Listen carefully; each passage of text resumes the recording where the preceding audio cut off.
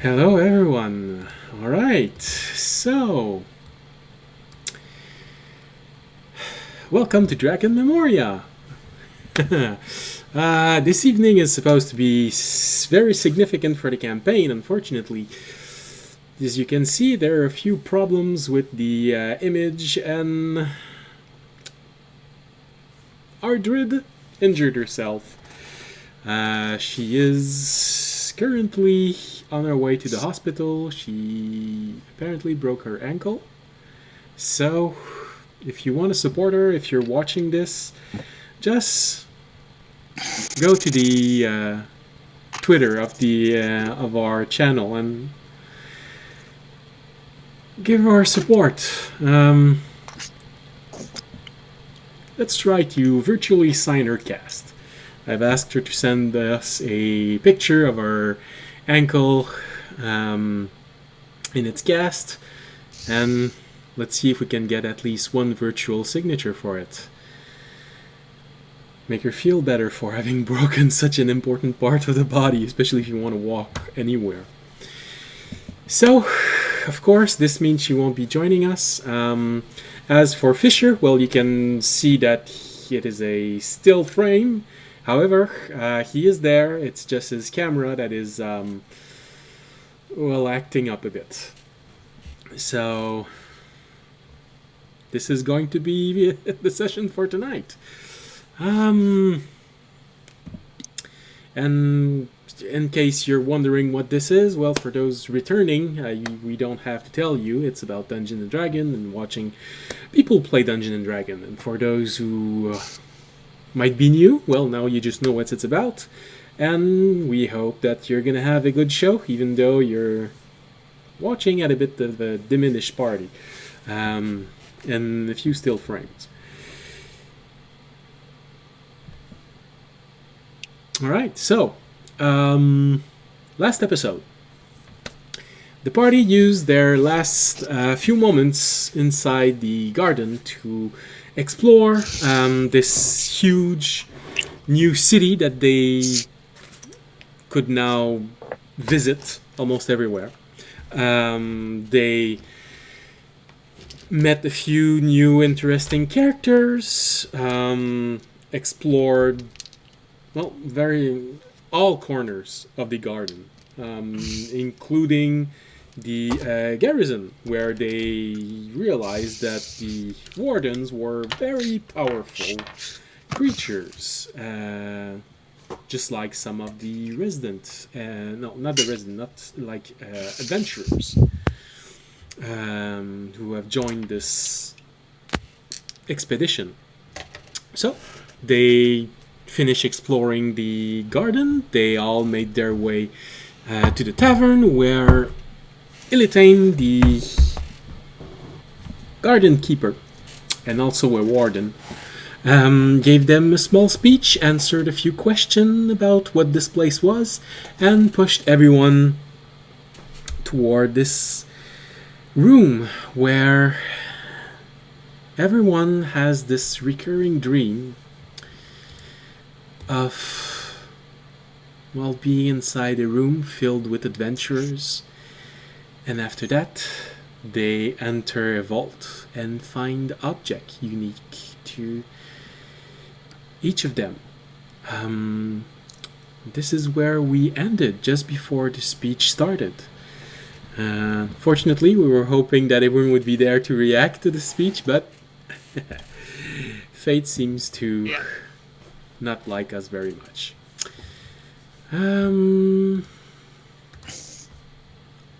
Alright.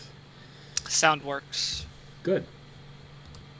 Let's see if I can't reduce this. Desync a bit. Alright. So. I also just resent you what I'm going to describe, just to double check. But Sure.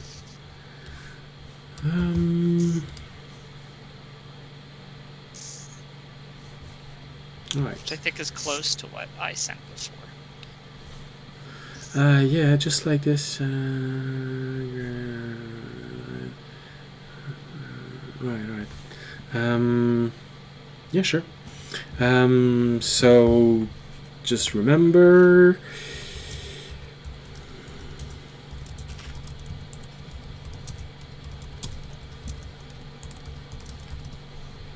All right.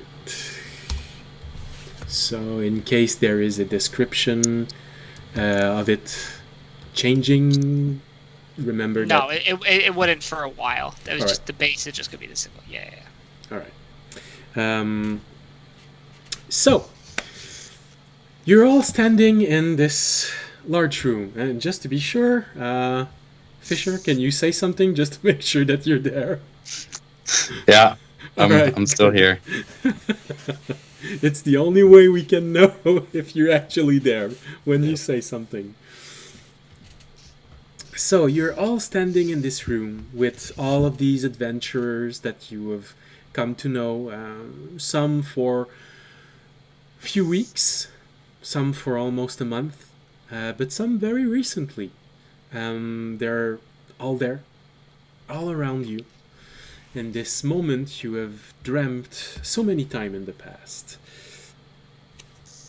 There is anticipation growing in the room as everyone knows exactly what is going to happen, but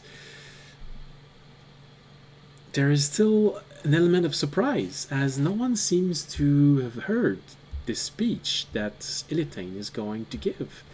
So there is a bit of mystery about what is going to happen, but everyone in the room knows one thing for sure, is that when Ilithane stops talking, the door behind him will open, and there is an object in that room that is only for them. It has been calling them. It has been, for some, the source of problems, for some, simply a source of future joy. But everyone in the room knows that in this vault there is an object for them, and only for them.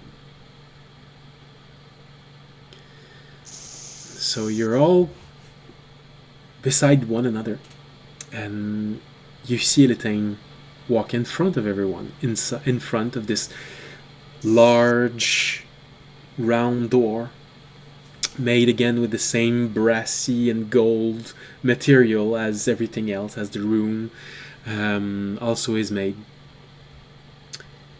And he takes a very solemn position in front of everyone and just looks at everyone once in all the room, and he says, "Well, adventurers and travelers, I am sure this is a moment you have all been waiting for a long time, wondering what it will be about and what will happen after. Some of you have endured hard trials to get here, and although we are sorry about this, we have also learned that this was part of this journey you have all started to take. We do not know why. We do not know if it really was unavoidable. What we do know is that when we first entered your realm, this room behind me was empty. And as the days went by, it began to fill itself with these objects you've been seeing. We did not know why at first. We still don't. But after a few days, the coins you've all received started appearing on the floor of this very room. When we studied them, we realized that they were all linked to one person. For each of you, one coin was linked to you. And so we learned more about you by studying these coins. And we learned that they were a mean to call you. And so we build wardens with material from your world and knowledge from ours, and send you the invitations that you all received. The path that you took to get here was your first trial. Some of you did not succeed.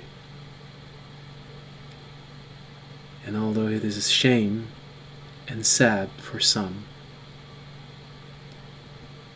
it is a trial that was set for you by the objects in this room behind us.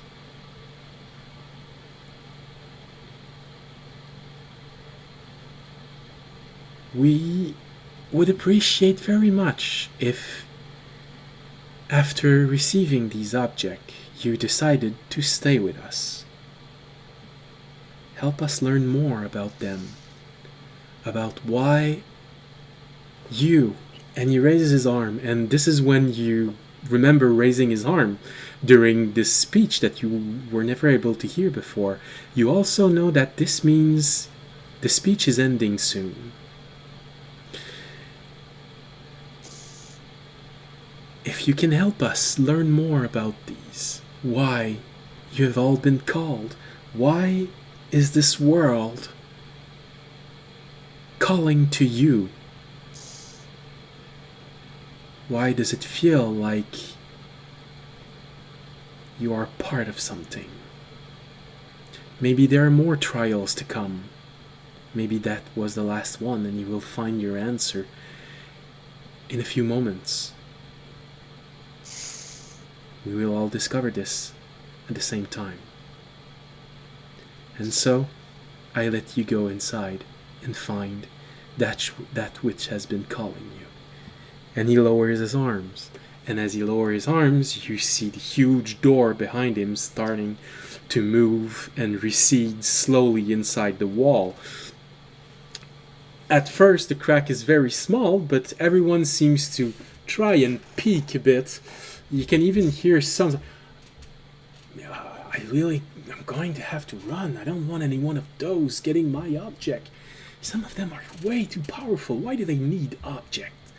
But everyone is, in a way, trying to take a peek at what's happening and why is this...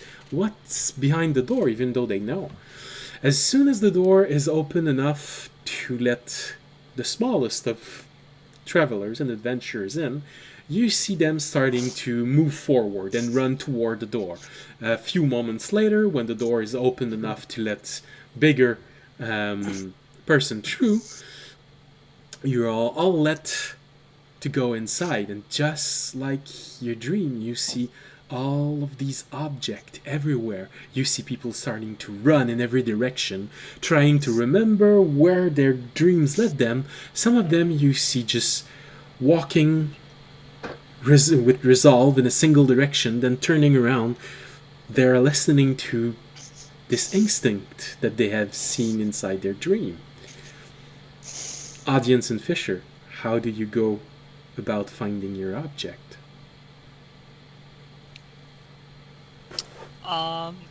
I will walk. I'm not gonna run.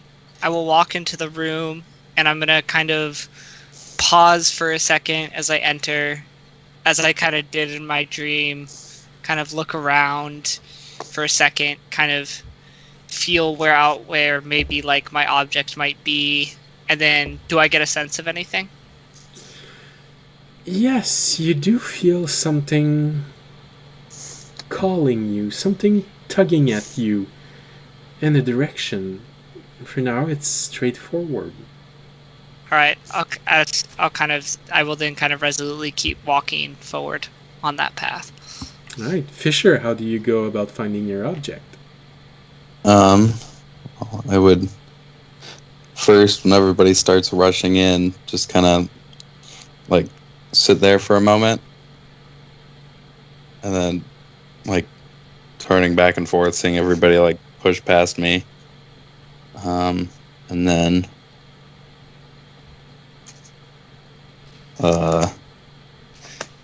walk up behind and kind of wait to see what everybody else in the room is doing, like which ones have found their objects and what's happening when they pick them up. When you enter the room, you notice that there are a lot of different ways that people are going about. Some of them seems to be just trying to remember the path that they took in their dream, and you see them walking and then stopping and then thinking, and where was it? And then you see them going other direction. Some people are running, some people are just walking resolutely in a direction. You do see audience closing his eyes for a moment and then slowly starting to walk in a direction. You see Valtteri waiting until almost everyone has entered and then just sheepishly entering and wondering where she should go, but she does eventually close her eyes and start walking in a direction.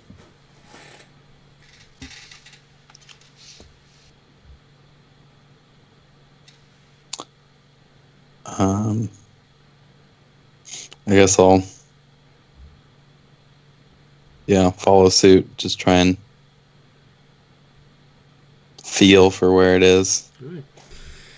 So it takes a moment, but eventually you start feeling something tugging at you from the inside. It's just pulling you slightly in a direction. Really, it's coming from inside, where you'd say that if you were living creature, your heart would be. It feels like something is tugging at you in a direction, slightly to your left.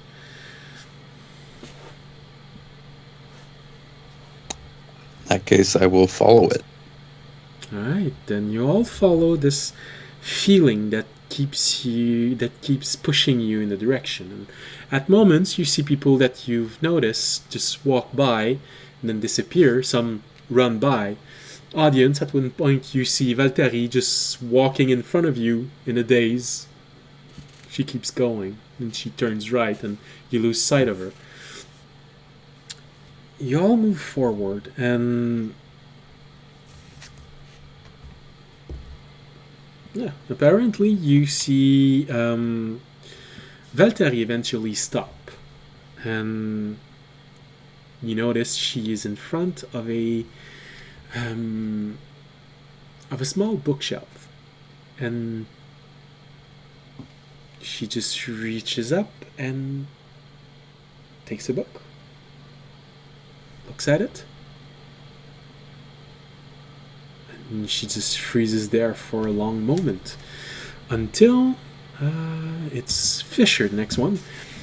Fisher, you just open your eyes long enough to see this, and then you start walking again, and your foot hits something on the ground. And you don't feel anything tugging at you in a direction anymore. Feels like something is tugging at you downward.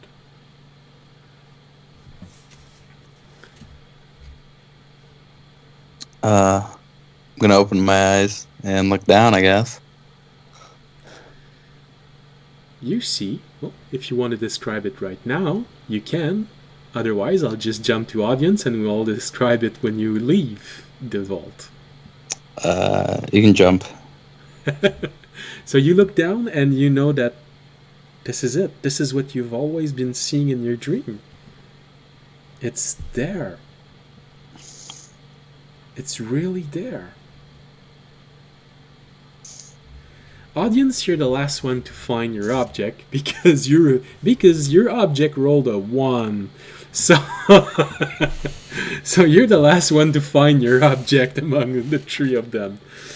But eventually, you let yourself be guided very far in the back of this vault.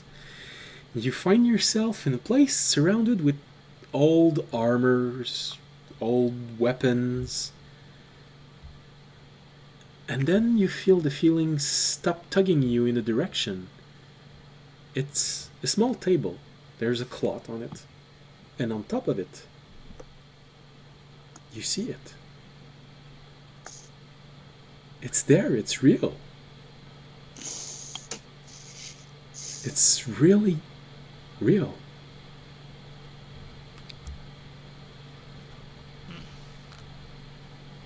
Exactly as you have seen it in your dream.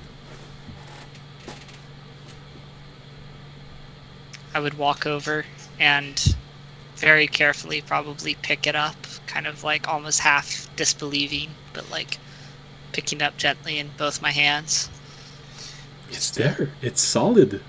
It's real. Usually the dream the dream ends there. But you're still there.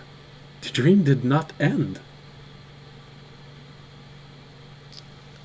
For now, I'll wrap it back in the cloth and just kind of like hold it to my chest, kind of to still process it almost, and like just keep it on my chest for a second. Just kind of hold it like it's like a child or something, and then start walking back towards the entrance. Right. You went so far inside this vault, it takes you a while to come back out, and you realize that you're probably among the last one to find their object. You do see a few people you can't recognize. Well, can't recognize. You've seen them, but you haven't talked to them, so you don't really know them well. They're still looking for their object. You do catch a glimpse, just leaving the entrance of the vault, of Amiali.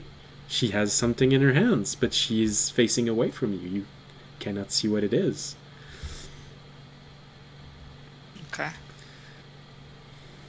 Since I'm still just kind of in a trance, so I'll notice it, but I'm very focused on like my object, right? So you make your way out of the vault, and Fisher, because you found it fairly fast, you exit and you see a lot of people looking around at their object, including Valtteri, who was the first one to leave. I'm not going to describe her object for her, but she did tell me that it was a book. So it's book with a leather binding and engravings on it. I'm going to let her describe it next time. It's a large book. It's not a pocket book. It's rather a large book. You see, as you get out, you do see Amiali, who leaves the vault maybe a few minutes after you. You see Tesul, you see Longshot, you see the orc leaving the room. He does have something in his hand, and he's looking at it with what you would qualify as a stupid grin, but with him, who knows? You do see a mage that you've noticed. You see the two Sharoons leave together, already looking at one another and the object they have in their hand. They're slightly hiding it from others, but you do notice that the one wearing the blue and green clothing, it looks like a piece of cloth that he has in his hands, and the one who is wearing the traditional hat of the Sharoon and their brown and slightly white attire seem to have something that looks like a huge walnut in his hand. But they're very preoccupied with what they both got and the feelings that they get from it. You see them leave. And finally, after a while, Fisher, you see Audience leaving this vault with a cloth in his hand, but he seems to be cradling something inside the cloth. So Fisher, how do you react to all of this? Not just Audience coming out. Well, I think after seeing a couple people pick up their object and not noticing anything Well, a lot of them bad are hiding it. necessarily happen. No, definitely not. A lot of them are still hiding them in some ways. For some, it's harder because they're larger. You do see someone leaving this place with a shield, so definitely he can't hide it. But many of them have small object. You even see Eldon leaving, and he seems to have in his hand just a small ring.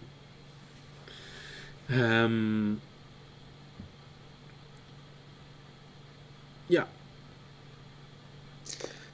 Then I would carefully bend down and pick it up, kind of rest it in my palm. Before kind of looking around and seeing everybody else heading back out, head back towards the door. All right. So you leave the area, you find yourself amongst all of the other adventurers. Some of them have already left the room, but I'd say a good 2/3 of them don't seem to be leaving the room. They all seem to be staying there. Of course, Valtteri doing her best to stay in a dark corner in a round room. A bit hard, but and eventually you see audience leaving. You leaving also.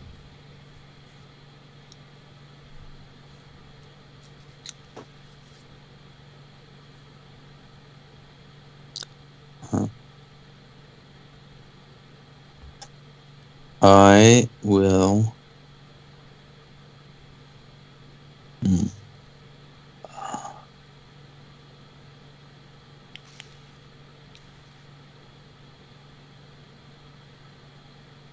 First off, would I? So obviously, I know what this is, Yes. but would Fisher know what this is? Whew. Make a Arcana roll. Right. I'll tell you what it is. I think it's not easy for you to see the. No, I got it Okay. here. That's good class. That's a bad roll though. 11. 11. It's a bit hard to tell. You might have a few vague idea, but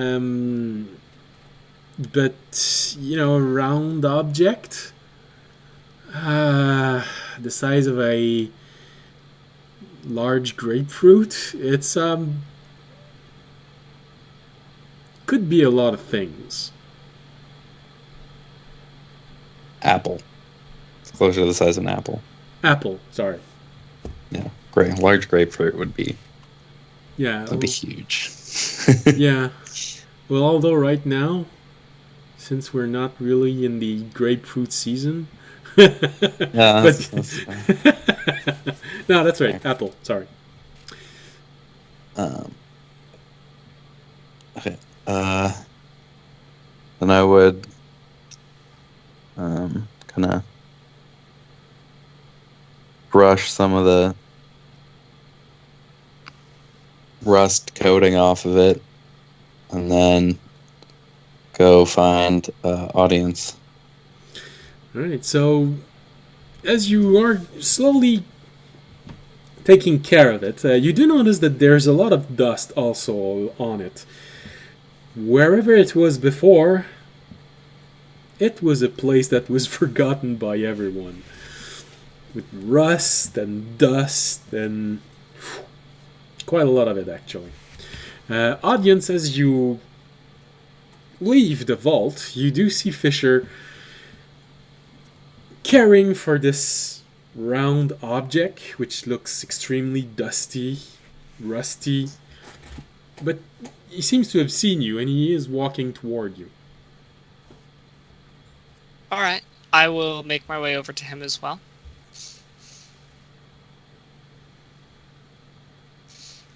I'll look, I guess when I reach him, I'll look down, I'll be like, so is that the object meant for you?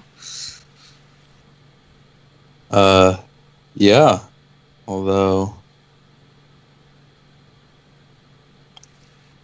I really don't know what it is. I assume audience also has no idea what it is. Oh yeah. I'll describe it real quick. All right. Since someone is looking at it, you can describe it.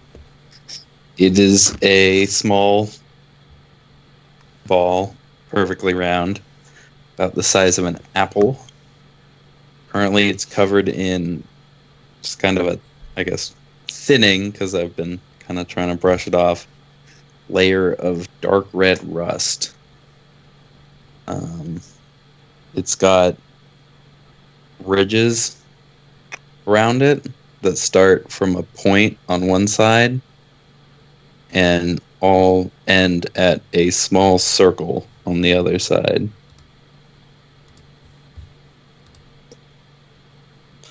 That seems to be a rusted shut kind of mechanical iris. Okay.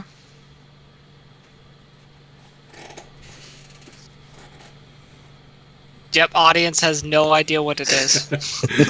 What did you roll?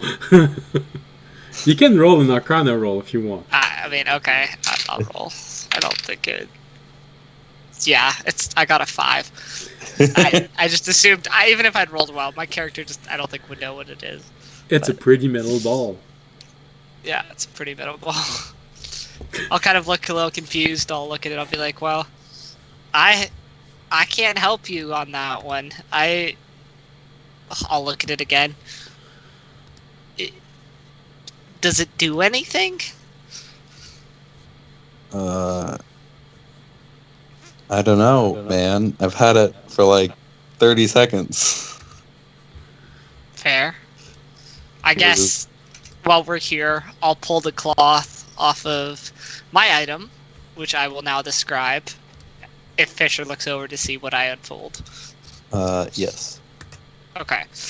I will unfold, and you will see a bracer that is in a metallic dark silver, but shines as though it has been polished, with the engraving of a dragon with its wings spread out on it and emeralds for the eyes. It's a very nice looking bracer.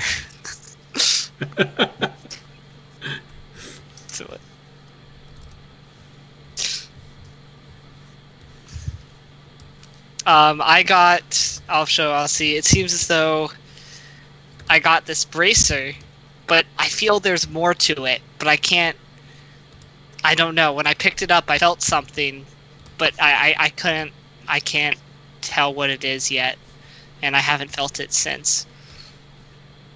But it's why I'm not slipping it on or anything. I don't know. It feels right for me, like I should put it on, but I don't know. I just felt like there might be more to it, and that made me hesitate for a second. That makes, this thing, no, I have a couple ideas what it could be, but I guess I'll have to figure out, but it feels like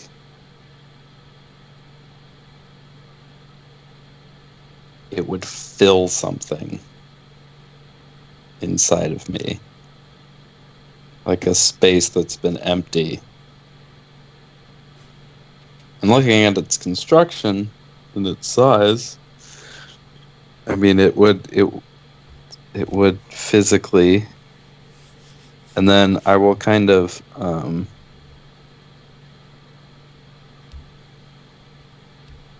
reach up to my chest and kind of pull back part of the chainmail mesh that's kind of ingrained Yeah. In my body over my normal metal and wood components. And there's just this kind of hole right in the center of my chest that looks almost perfectly the size of this little ball. I'm like, part of me really wants to find out. Audience will look The kind of smart nervously. part of me really is a little concerned as to what it might do.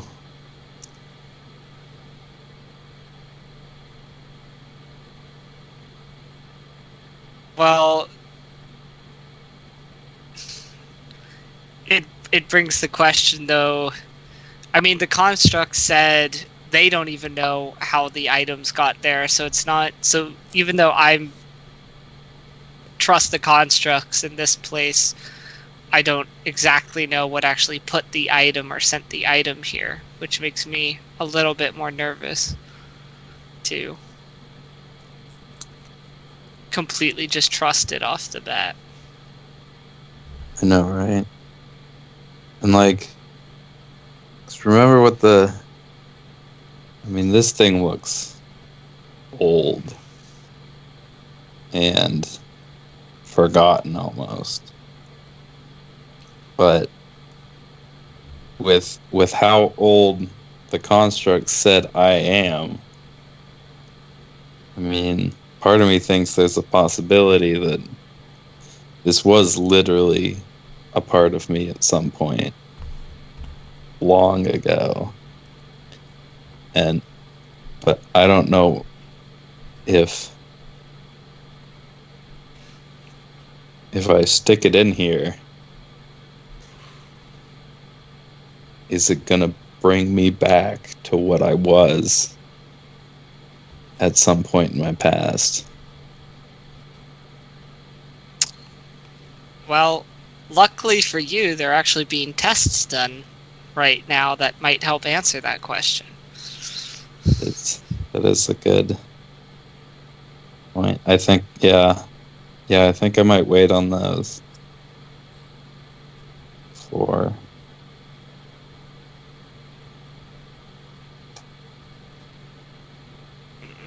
I'll look down at my bracer again, and then I'll be like, "Where's Valtteri?" Like I said, she's trying to be a bit isolated. There's still a lot of people inside the room. She has a book in her hand, and rather large book. And she's trying to figure a way to open it. It seems to have some sort of binding, which looks a bit like a lock, but it doesn't have any metallic pieces to it. It looks like something you could just take a piece of you could just take the string of leather that is hanging from it and just unroll it and it would open, but it's not opening. It's just, it doesn't want to budge. All right. I guess I would probably walk over to her and be like, "Having some trouble with that?" It's not opening. I was hoping that I would be able to open it. But it feels right. And she looks at the engravings on the book and just rubs them gently. The engravings have a druidic feeling to it. But I really wonder what's inside, but I can't open it. Yeah, we're not... I don't know. We haven't... Fisher, did you follow me? Yeah. Okay. I'll turn back. I'll be like, "Yeah, Fisher found this orb thing that we think might go inside him, but we're not sure whether we want to use that yet." And then I found... I'll show her my bracer. This bracer But again, I'm not 100% sure I want to put it on yet. But I have the feeling that if I put this bracer on, I will never take it off again, and it's causing me some hesitance.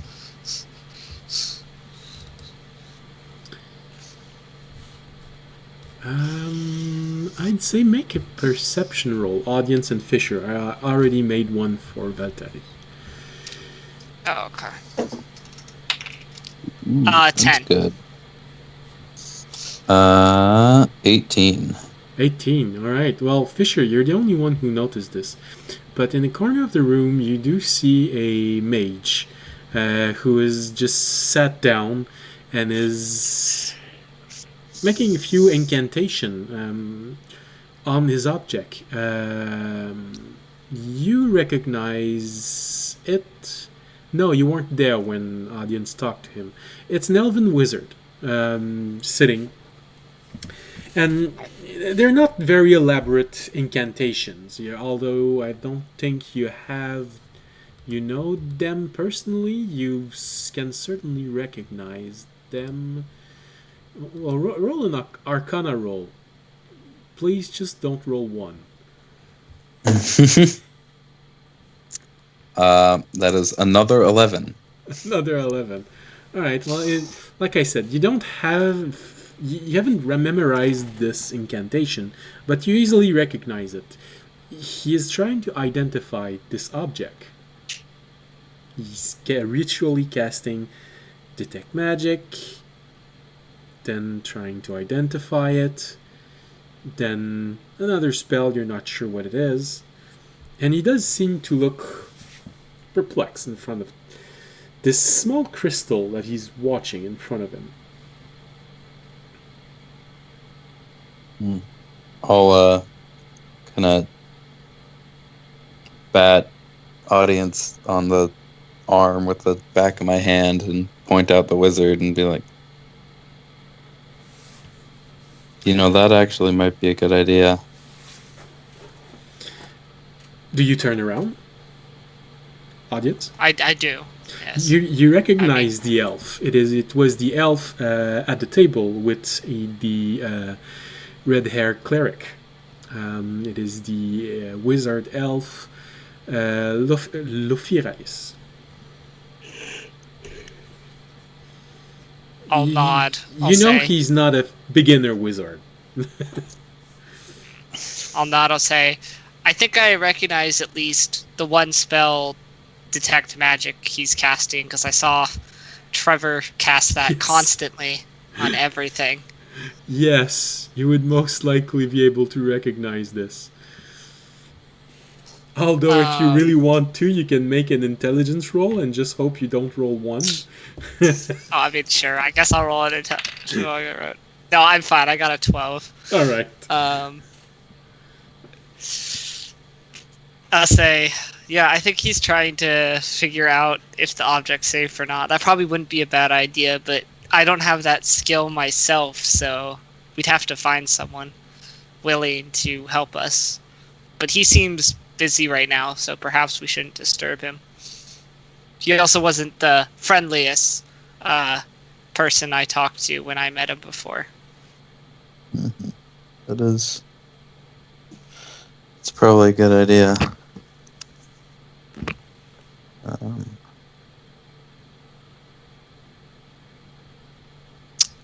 There was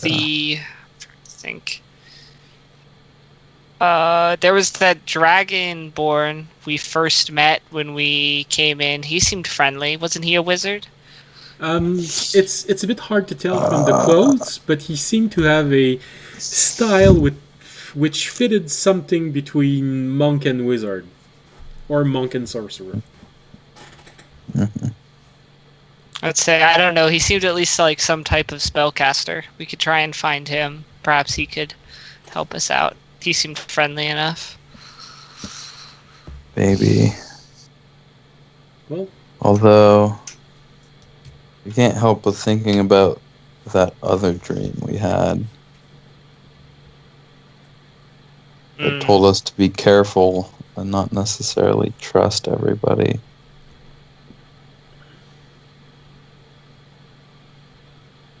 Well, you can always make a See if I perception can- roll in the room to see if you notice anyone other than what I just said. I guess I probably would. I'd kind of look around the room and like see how other people were faring with their object, whether they were using them, whether they were being cautious, like we were. All right. Well, make a perception roll. All right. 10. Fisher, you can also make a perception roll if you want to. I am currently focused on removing more dust from my orb. So ball does thing. that mean you do not Or roll, or you rust. rolled really poorly? I did. All right, that's good. That's all right. No, Valtteri also starts looking around, and she has a significantly higher roll than you, audience, with an 18 plus 4, so she rolls a 22. The thing is, would she tell you? What would she tell you? Okay. Well, apparently she feels confident with you. So she looks around and she says, well, a lot of people seem to be perplexed. I don't see anyone using any strange abilities or anything like this. They all seem to be wondering what's going on. And then she looks quickly as if she saw something from the corner of her eyes. And oh, all right. And she turns toward you, audience. Did you see? I saw nothing. A man with a black cloak. He just left the room. When we were trying to look around. I've seen him before. But I've never seen him from the front.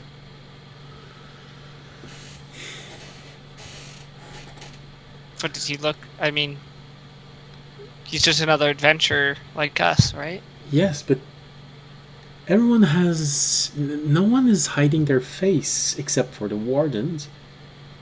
But he always has his hood up. All I can see He is might just... someone with a black cloak. He might just not feel comfortable like you do around others. Maybe he just wants to keep his face hidden. I can understand that. Well, if we want to share with others, I think we have a few options. There's one of the Sharoons there. And he points toward the one with the brown and white clothing. He's on the ground and he is reciting prayers, which feels a bit like detect magic. So he's also trying to figure out this thing that he got. You see a gnome, and she points toward a gnome, that he has a few vials with him, and he's just pouring a bit of liquid on what looks like a cylindrical metal object with engravings on it. And he seems to be looking at this liquid that he just poured on it, and also seemed to be dismayed. She points toward... actually, this one you didn't notice because you were so taken by Amiali. She points toward a tall woman tiefling. Red skin, but she has draconic wings opened. And she is casting. You easily recognize this exactly as what Trevor used many times. She has strong horns, which doesn't have any specific pattern. They just go up and then slightly behind. But she is very tall, looks extremely confident in herself, and isn't wearing that much. She's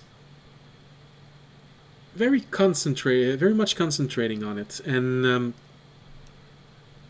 she doesn't seem to be as perplexed as the other are in front of this, but it still doesn't seem to be giving the result that she wants. And then Valtteri eventually points toward this Dragonborn that you met at the beginning. He is also a bit perplexed and seems to be frustrated about something. He's holding what looks like an armband made of cloth. There does seem to be something drawn on it, but it seems slightly faded. That's what she points out. So there are a lot of people trying to figure this out.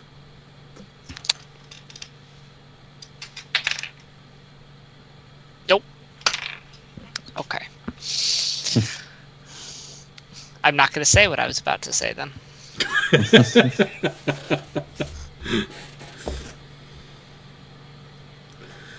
I rolled an insight on a few things just to see if audience, and I rolled a nat 1, so I'm not going to now say what I was going to say.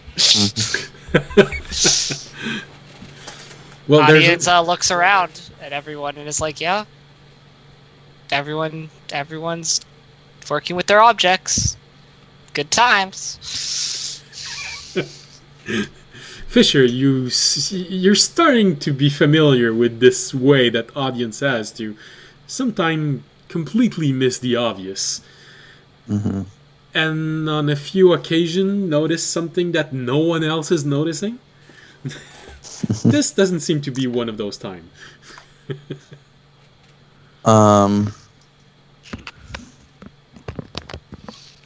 He looks a bit like the guy when you go at a party that doesn't know what to do and says, "Oh, this is boring. No one's doing anything, but everyone is doing something, playing something." Mm-hmm. Well, I haven't been that guy.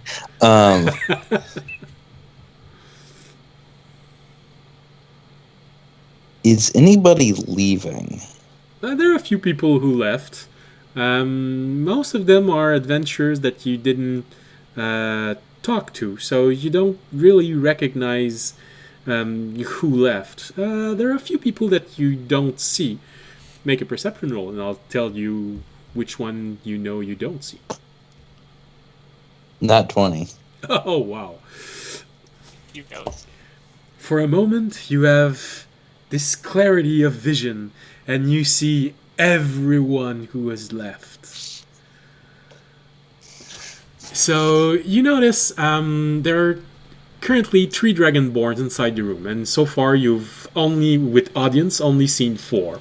So you think they're all inside the room. You do see the monk, wizard, sorcerer in the corner. You do notice the one that has the white, gray silver scale, but he's beside another one. This one you've never noticed before, but he looks like a warrior, long sword, dragonborn, probably something with a gold heritage. But his sword is heavily engraved, and you've seen this before. Many warrior using the arcane way have used this to memorize their spell. He is most likely, like you, an Eldritch Knight. You do not see Longshot in the room. He seems to have left. You do notice the turtle in one of the corner. He seems very perplexed about this, but he seems to be having fun anyway with it. Looks like a emblem of a hammer, but it is heavily encrusted with elements of vines, a lot of nature things. That tiefling with the dragon wings is there. You do not notice the other tiefling that you've seen a few times. Amiali is in a corner, but she is mostly overshadowed by her brother. This is why audience didn't notice her. She seems to be playing with what looks like fans made out of a dark cloth material. She does use them to look a little fancy, but after goes back to a playful look at it, and seems to be studying it very intently.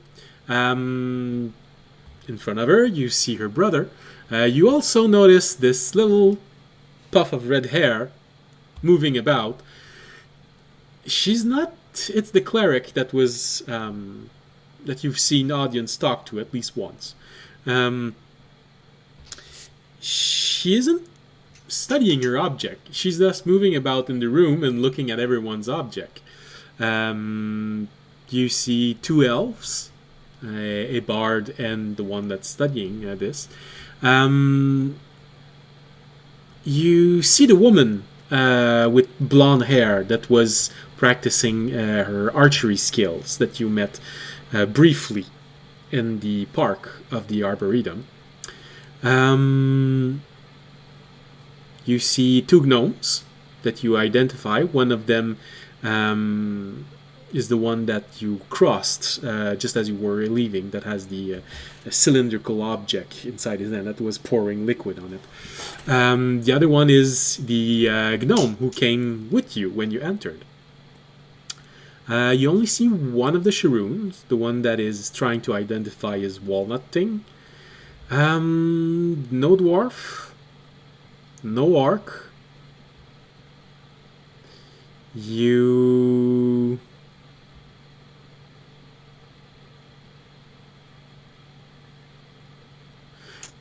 see Tesul. He is still in the room. He doesn't have his object easily visible. He just seems to be waiting, watching everyone. That's who you see. Everyone else, either you haven't talked to, so it's a bit hard to tell who they are, or they have left. Mm-hmm.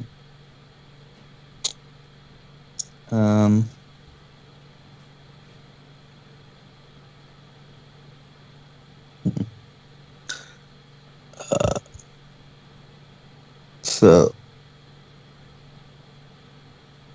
Fisher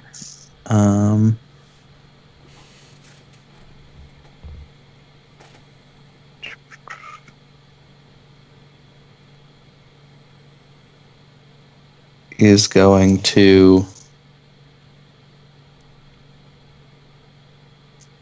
wrap the ball up and tuck it into one of my pockets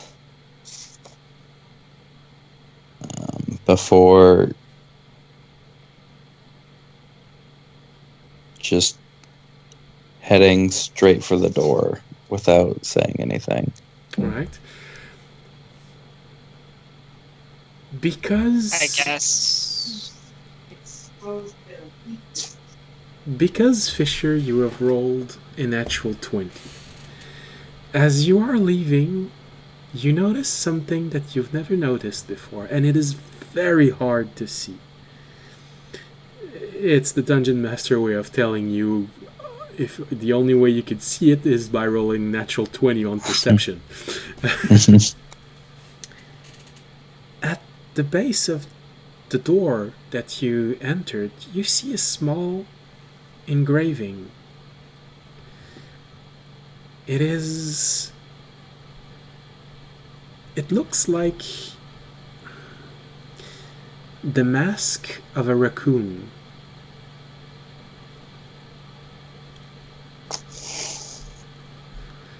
It is roughly, I'd say, no more than 3/4 of an inch wide and 1/8 of an inch high. It is really placed in a way that isn't meant to be easily seen. Is it on the bottom of the door or on the floor at the bottom of the door? No, it's on the bottom of the border of the door. I forgot what it's called in English. The frame. It's just on the bottom of the frame of the door. Maybe half an inch away from the floor itself.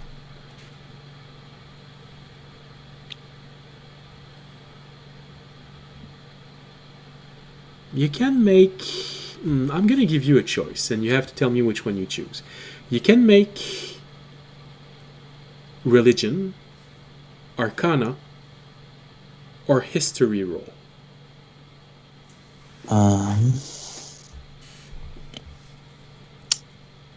I am going to go with arcana. All right. And hope it's not another 11. That's better. 21. 21. You're watching this, and even though you rolled a 21, you don't know what it is, but it feels like you've seen this before. You can't remember quite. It's just slipping out of your mind whenever you try to think about it, but you've seen this before, and you remember you were in a small village when you saw it. Or maybe it was a town. You can't remember what you were doing and where you saw it. But this is the odd thing. It's engraved on the walls, on the frame of the door of the garden, which comes from another world. But it's a symbol that you've seen on Estrin, your world. The Estrin being the largest island of the island change that you wore on. Does it look new? No. It looks like it's part of the normal design. Okay. There's no scuff mark, no chips, nothing. It just seemed to have been branded there as they were making it. Okay. That case, I'll make a mental note of what it looks like, and then keep going to the place I was going to go, just with one more thing to look up. I'm going to go back to the library. All right. Audience, you are with Valtteri, and you just see Fisher look around, then turn around and wrap the object that he has, pockets it, go toward the door, stop for a moment. He's looking at the door, and then he keeps on going. So you're left there with everyone else and Valtteri. Alright. I'm like, well, no one seems to be getting anywhere.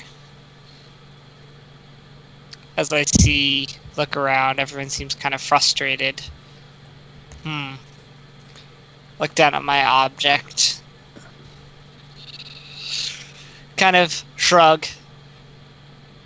Be like, well, the dragons have never failed me before. And then I'll slip it on my arm. There's the audience I know.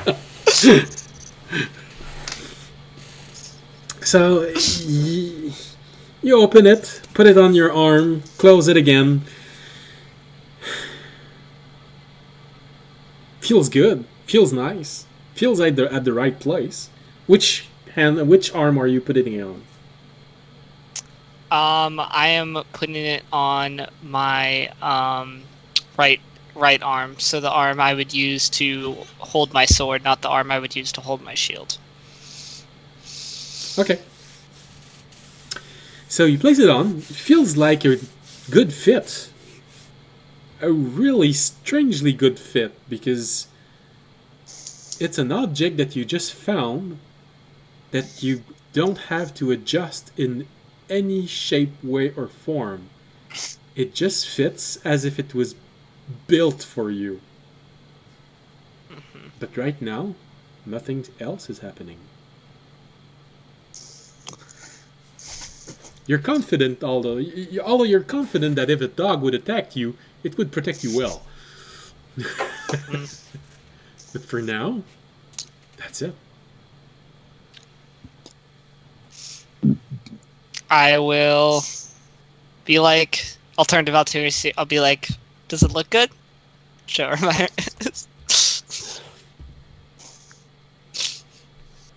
She looks at you, looks at the arms. Sure.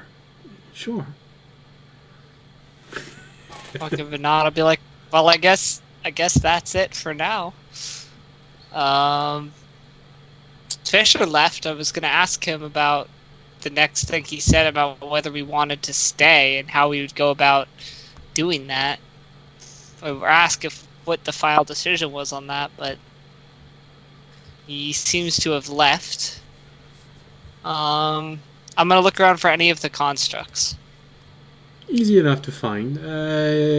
It's not. Actually, I specifically look around to see if Ilithane's still there. All right, make a perception roll. It's a bit harder for you to notice because they all look alike. You're not that used to separating construct from one another. Got a solid 8. Solid 8. You look around and you notice there's one standing outside of the room, in the corridor leading to the room.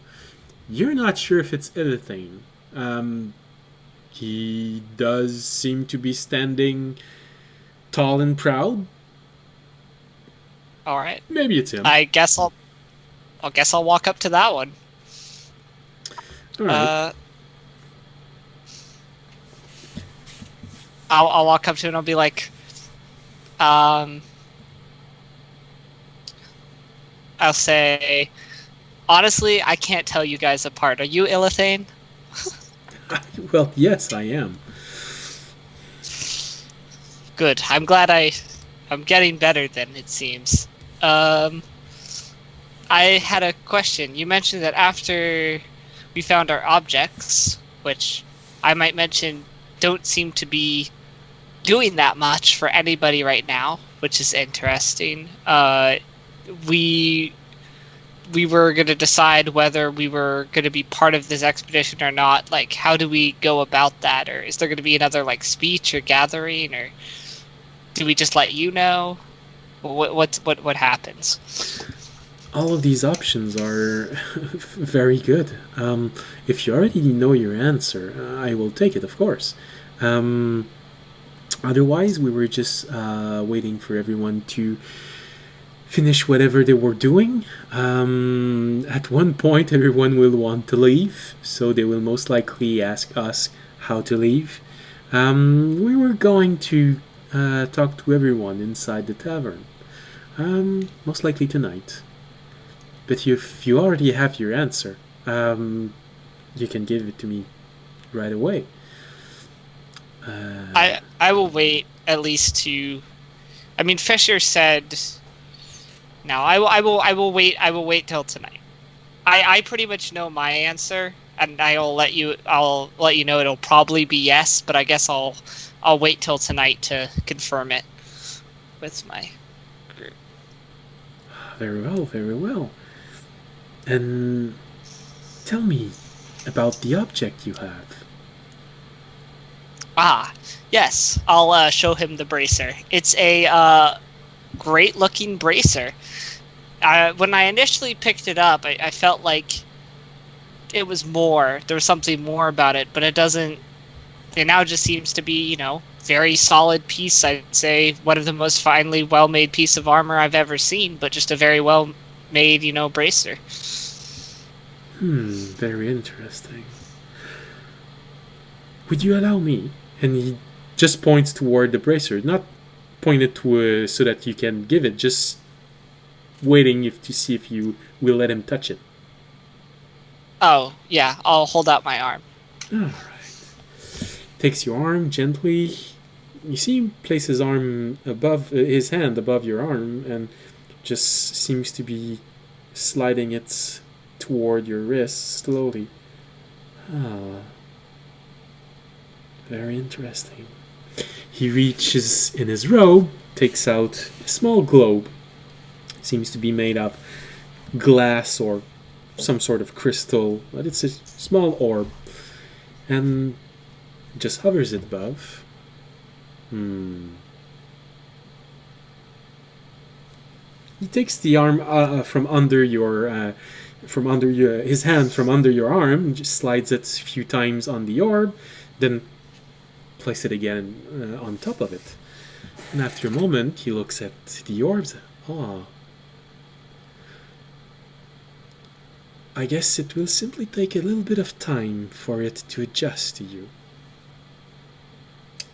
It looks like some sort of attunement time. Longer than normal object, I would say.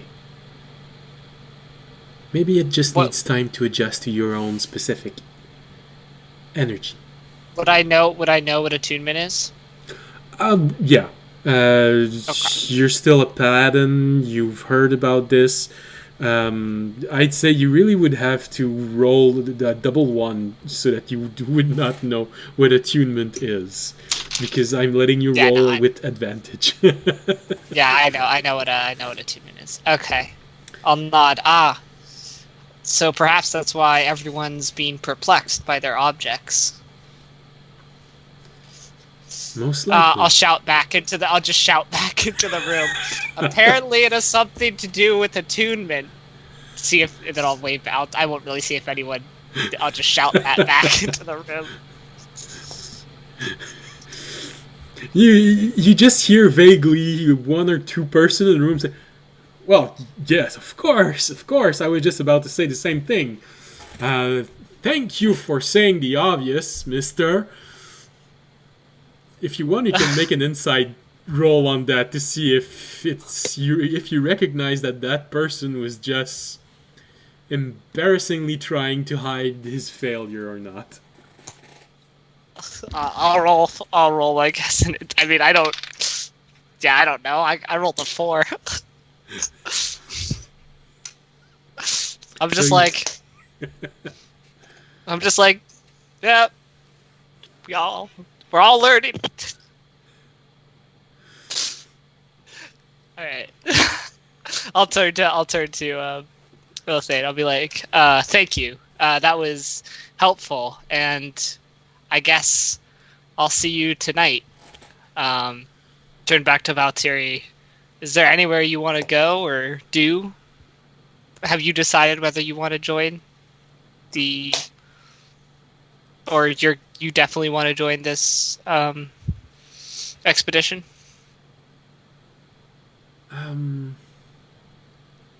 Well, I think she gets closer to you and says, "Oh, I think I'll go with the group, seeing as we all seem to have something in common. You know, that other dream? Mm-hmm. Feels like we're supposed to be part of something else also." Might be a good idea to Alright. stick together. I'm gonna roll one more intelligence roll to see if. Nope, I don't. Okay. Well, I have no idea where Fisher might go. So.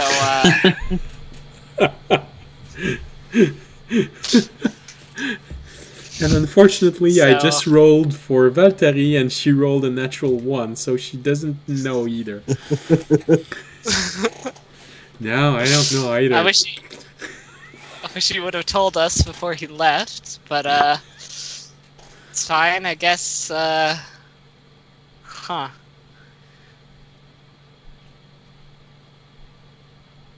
I guess I'll just hang out here and see where other people go. If anyone wants to like figure something out, I guess this is just the best place to be. So you stay in this room right now? Yeah, I guess I'll do kind of the awkward thing of I don't really know where to go, so I'm just gonna lean up against this door and just kind of look around at everyone waiting for something interesting to happen. You find yourself standing, leaning on the wall with Tesul, maybe a few feet away from you. He seemed to be leaning on the walls also. He just doesn't look to have an interrogation mark floating above his head. He just seems to be a bit more aware than you. I'll give him a respectful nod, like. Good to see. I have a feeling you do not know what to do next. No, I have no idea. Well, I guess this is the nature of adventuring. Trust. I'm kind of waiting Trust to be. in faith. It will show you the way. Usually. I believe in faith. I am waiting for any signs that might show me, and I will be waiting here on this wall. Then, do you want to make a wisdom roll to see if your intuition, wisdom, faith in something higher compels you to do anything at all? Okay, sure. That's still a +0. Okay. Ooh, but I finally rolled well. I got a 16. Oh, wow. Alright, so...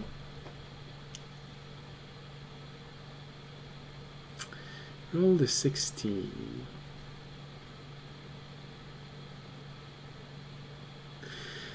You look around in the room for a moment, wondering what's next. And you notice the turtle. Your gaze stops on the turtle. You seem to be having a blast with whatever it is that he just got. Seems to be trying to figure out how it works, but doesn't seem to be affecting his mood, the fact that he doesn't seem to know what it's for. He's just playing with it, looking at everyone, looking a bit amused, and then looking back at his object and... yeah.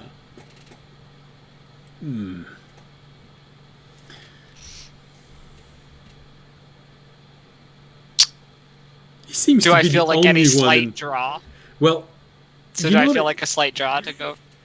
Well, yes and no. You don't feel like you have to go to see him, but you notice that he seems to be the only one in the room having fun right now. All right, I'm a partier. I like good times. I guess I would make my way over to him. As you get And closer- as I walk, Yeah, go. I guess as I walked over, yeah, I'd be like, well, you seem to be enjoying yourself. Well, what is not to enjoy in this? It is quite interesting. All those people trying to figure out right now what this is all about. When you are used to taking your time, you know that things move at their own pace. I have I'll a nod feeling, wisely, like I understand. I have a feeling that this is not the end of this, but the beginning. I am quite eager to see what is next. I guess. Still don't completely. I'm just over here just nodding, like, I think I will be staying with them. Feels like something might actually come out of this. After all, these objects came here. I heard it's all about attunement. Interesting. Oh, well, then in that case, we definitely have to stay here for a while. I think I'll go adventuring. If it's attunement it needs, then it needs to get a feel of who I am.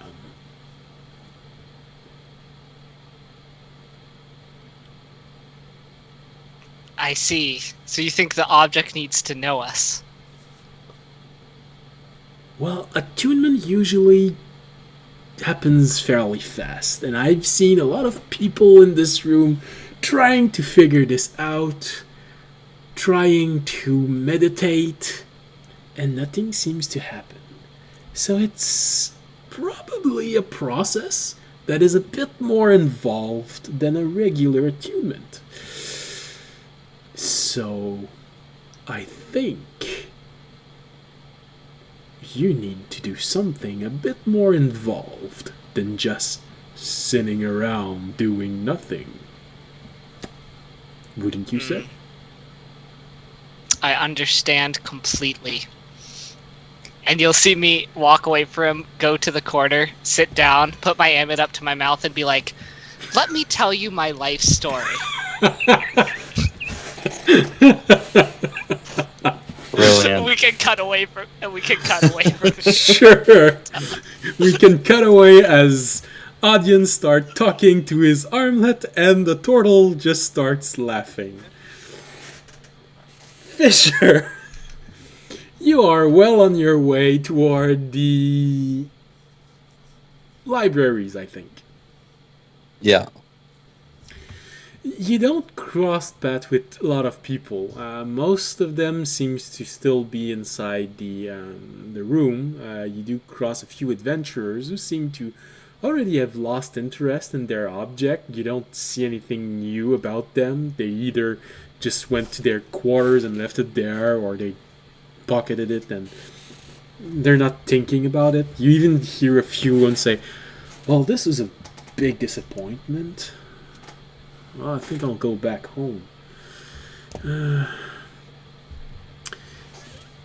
But you keep moving, and takes you maybe from where you are. You have to go through an entire quarter,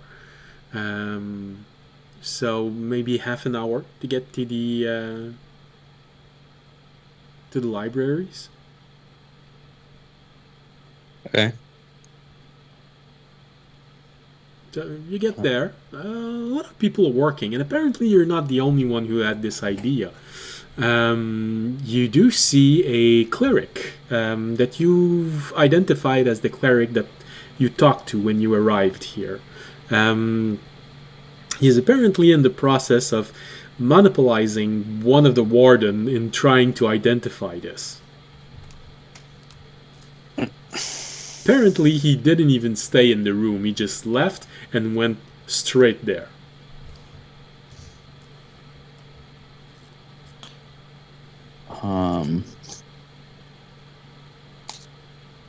I am.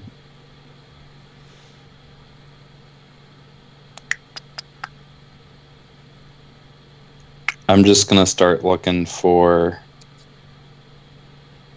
material on any of the multiple different things I think my object might be. All right. And yeah, no, I'll wait on that one. Okay. Make an investigation roll.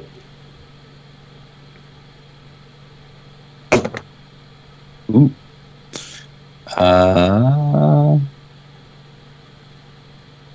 22. Oh, that's good. Takes you a while because, like I said, the library isn't completely filled, so you have to move a lot to find different tomes about this. You do find that there are quite a lot of spherical objects in magic lore. Metal spheric object, not so much.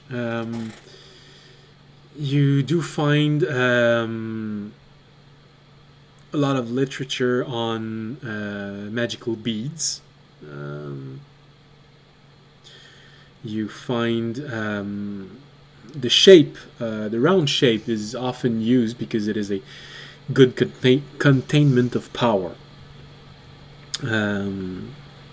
Something about the round shape, the fact that it doesn't have any corners, feel like it's a good fit for a lot of things.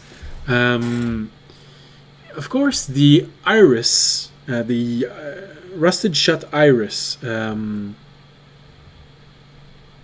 the object either suggests that it is supposed to open and you can see something there, or open and take something out of it, which could mean that this is just a container. So again, there is this element of all right.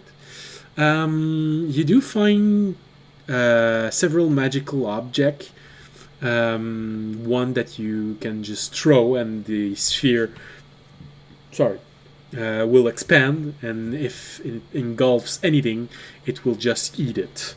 Some of them explode. Some of them have consciousness stuck inside of them.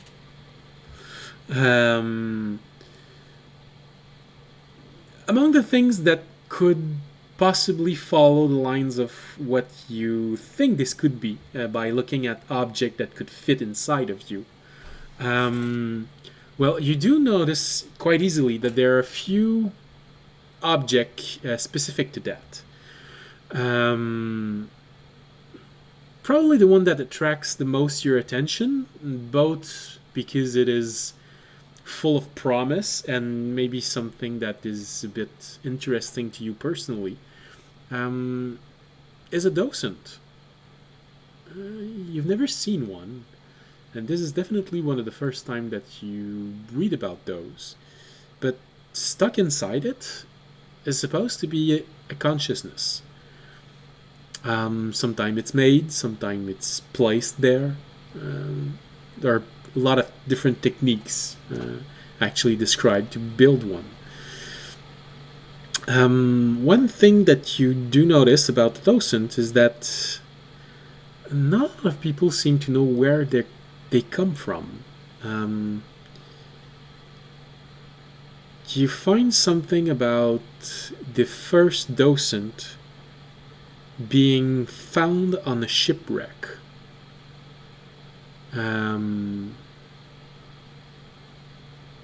Suggesting that it comes from a very far away place. But after that, after a few decades and centuries, a few more have started to appear. Could also be that.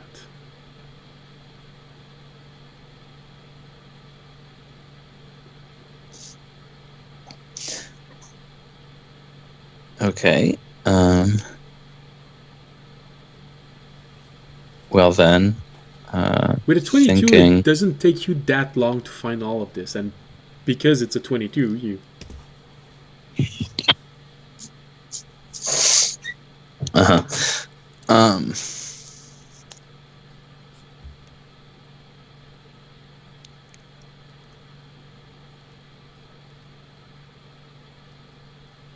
there's this thing about the Hey. docent that seemed to attract your attention because if this thing fits inside of you, and it could be one, then you could literally find yourself with something that could talk to you about what you were.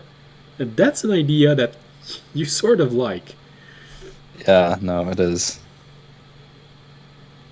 I'm gonna pull it out of the bag, stare at it for a second, and then just kind of holding it in my hand, head up to the laboratory. Okay. You find a few wardens there going about their business. Some of them seem to be helping other people who had the same idea as you and trying different things to identify their object. And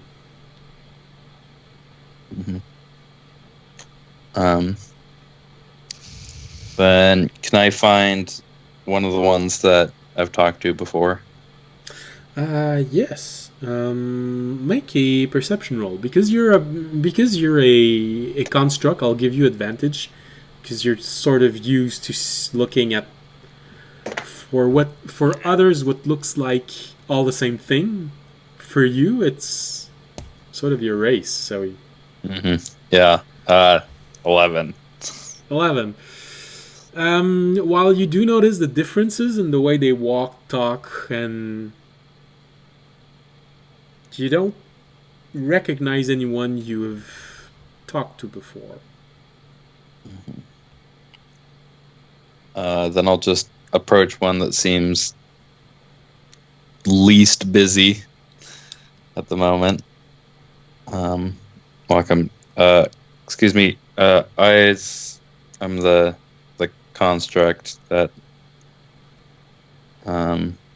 was here. You guys were running some tests on me. Yes. You are the one with the tests.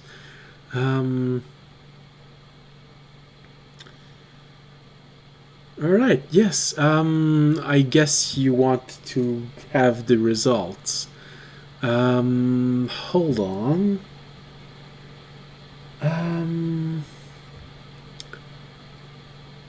Yes, I'll be back. Hold on. And you see him go away, disappear behind the bookshelf and some potions. It takes a while, and he comes back with a. It's a bit hard to tell. At first, it looks like an elven woman. She's a bit short for an elven woman. But there definitely is that sense of otherworldly part of her that is clearly from elves. But then again, she has a small thing, a bit human in it. So it's a bit hard for you to discern what she is. Elf, half-elf. If she's a half-elf, she's most likely a very high percentage elf. But the feeling that you get is elf. And you see this warden coming back with this elven woman. And she greets you. Yes, you're the construct who wanted to know more about himself, weren't you? Yes, that would be me. That is very interesting information that I have.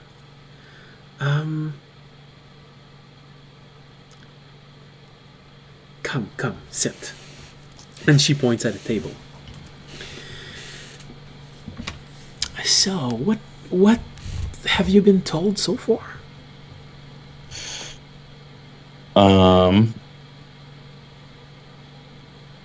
Well, they said they were really only able to get stuff on my physical composition so far.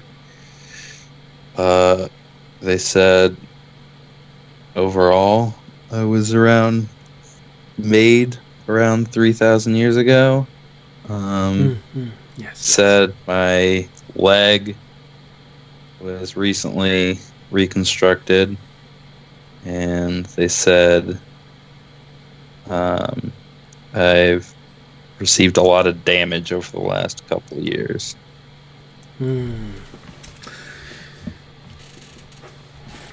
Yes. Can I see your hand? She opens in one hand and waits to see if you're gonna give her one of your I'll hands. stick out both of them. All right. Which So she places her hand just under it, and then she places the other hand above them, and waits for a moment, and you can barely hear her utter a few prayers. Arcane word. It's not clear which one it is. Even with you knowing what arcane words are, this feels like something so far out of your reach. But it also feels weirdly connected between the two, arcane and divine at the same time. Yes, yeah. A lot of you adventurers have very interesting things to be studied. I am enjoying myself so much. Yes, and what they told you about this. Well, you've been repurposed quite a few times. It was a bit hard to really discern what you were in the beginning. The enchantment have been remade to favor life on the sea. Before that, it was on the docks, transporting things. Before that, it was in cities. It feels like you were meant to transport dangerous things in the cities. Before that, you'd been reformatted for combat. Protection, I'd say. And then before that, maintenance on machines. I didn't get anything more out of this history. The first few refitting were done very skillfully. The last fitting, not so much. And it feels to be very recent, maybe in the last 100 years. So, whomever made the first few refittings, you didn't have access to, or didn't have anyone else to go that had this kind of knowledge. You come from a place that no one's been to for a while.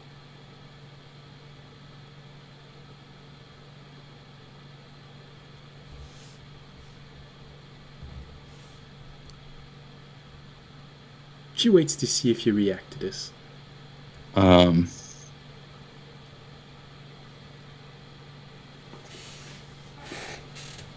You wouldn't happen to have any idea where that is? Our knowledge of your world is very limited. The stones and metals all seems to have a strange signature. It's someplace submitted to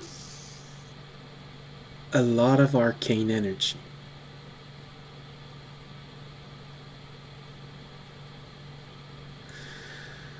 So, I don't know if there are a lot of prominent academies in your world or places where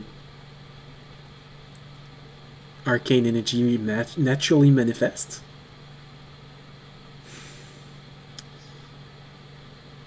I know of a couple. Well, these could be interesting place to see. Of course, if you could go there,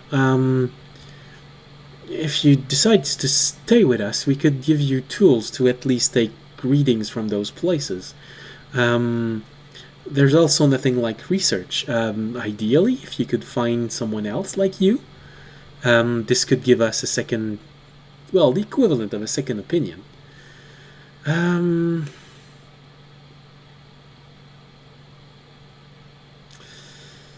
But other than that... Speaking of that, who do I talk to join the expedition? Oh, well, we figured that most would eventually want to leave on their own, so either way, they would either go back to the entrance where they came from or to the tavern.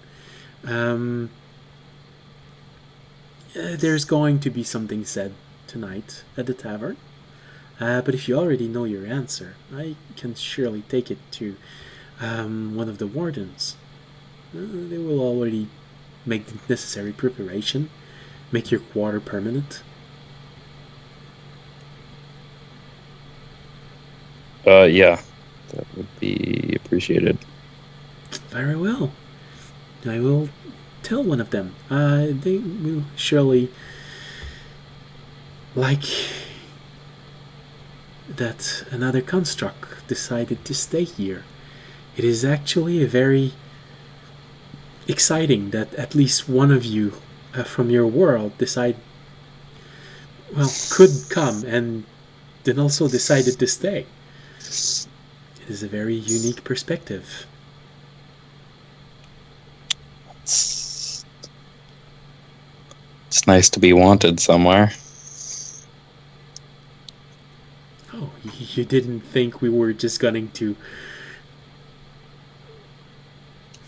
let you come in, then eat, get your object, then leave, and shut the door behind you? We're here to explore. We want to know more. And certainly have been a lot of intriguing events surrounding all of you. These objects, their purpose, and your existence. And we've also learned that elementals are very attuned to your world. We'd like very much to learn more about those. Usually elementals aren't that closely attuned to a world. They prefer to stay in their own realms. Shards, I believe you called them. It's all very fascinating.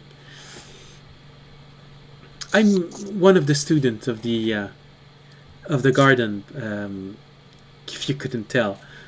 So all of this is very fascinating and interesting for me.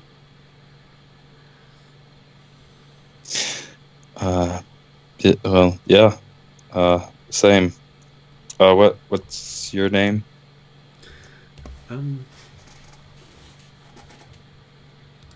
Hold on. I don't have the sheet with me. Well, it's about time to go to the break, so we'll come back from the break and I'll tell you what her name is. I'll find the sheet again.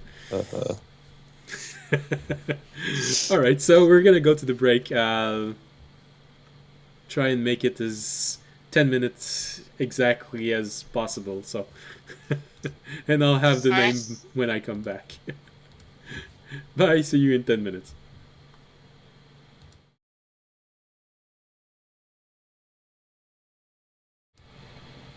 Aha, welcome back everyone. As you can see, no one else left during the break. Yay!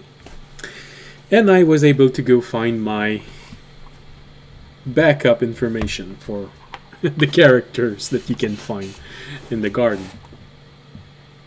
So, when last we left, just before the break, audience was doing his best to unconfuse himself about what was going on and what he had to do, and Fisher was in the library looking for answers about himself and the world and everything. He didn't find the answer 42, unfortunately. Didn't roll high enough. The question. Yeah. The answer is 40. Yeah. No, don't know what the question. So, when we left, Fisher had just asked what was the name of the student that was helping him, and since I couldn't find my notes, we took the break and I went and get them. So the woman looks at you when you ask your name, and she just says, "My name is Tavern." Theodrin or just Theodrin? Theodrin. Theodrin. Okay.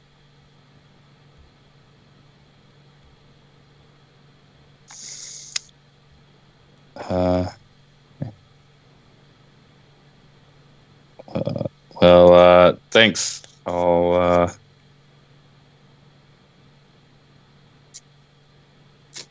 probably won't be the last time you see me around here. And then I will head back downstairs. Well, as you leave, you hear say it will always be a pleasure to have you among us, and I hope it helped.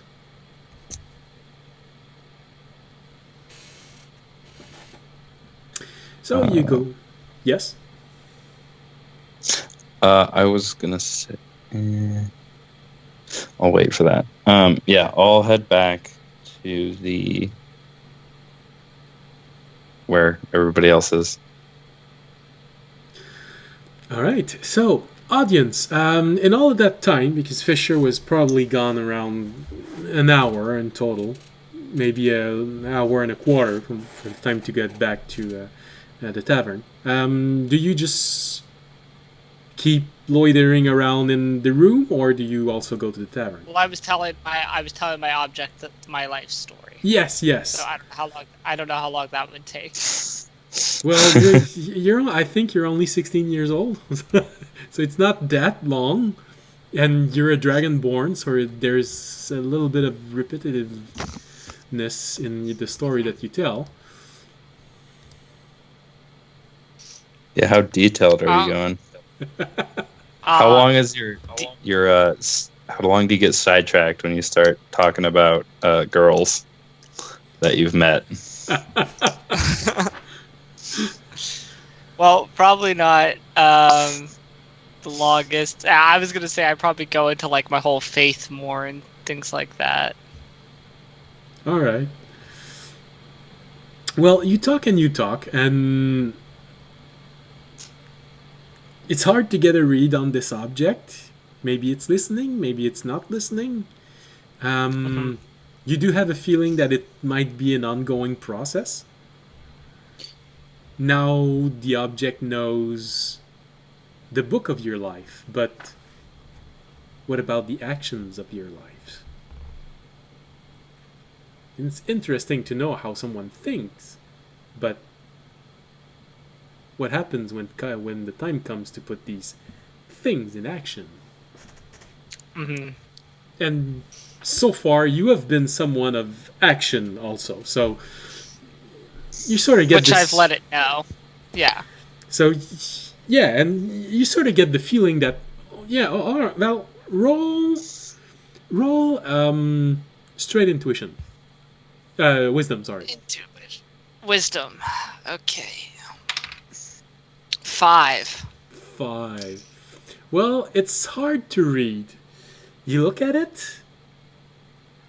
You've never been able to make that long of a speech without someone trying to make you shut up or leave. So, sort of feels like this has been the most captivated audience you've had, with only a few exceptions.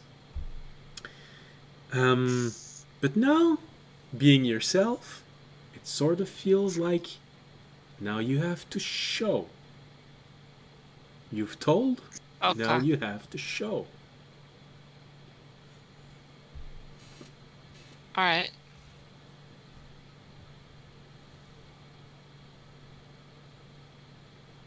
So what do you do? Well, at the moment, You've been talking for a there's not while, really. and when you just come out of this and you Yeah. look around, you notice that there's only maybe 5 or 6 person left in this room. Valtteri is gone. Most of the people you know are gone. Okay.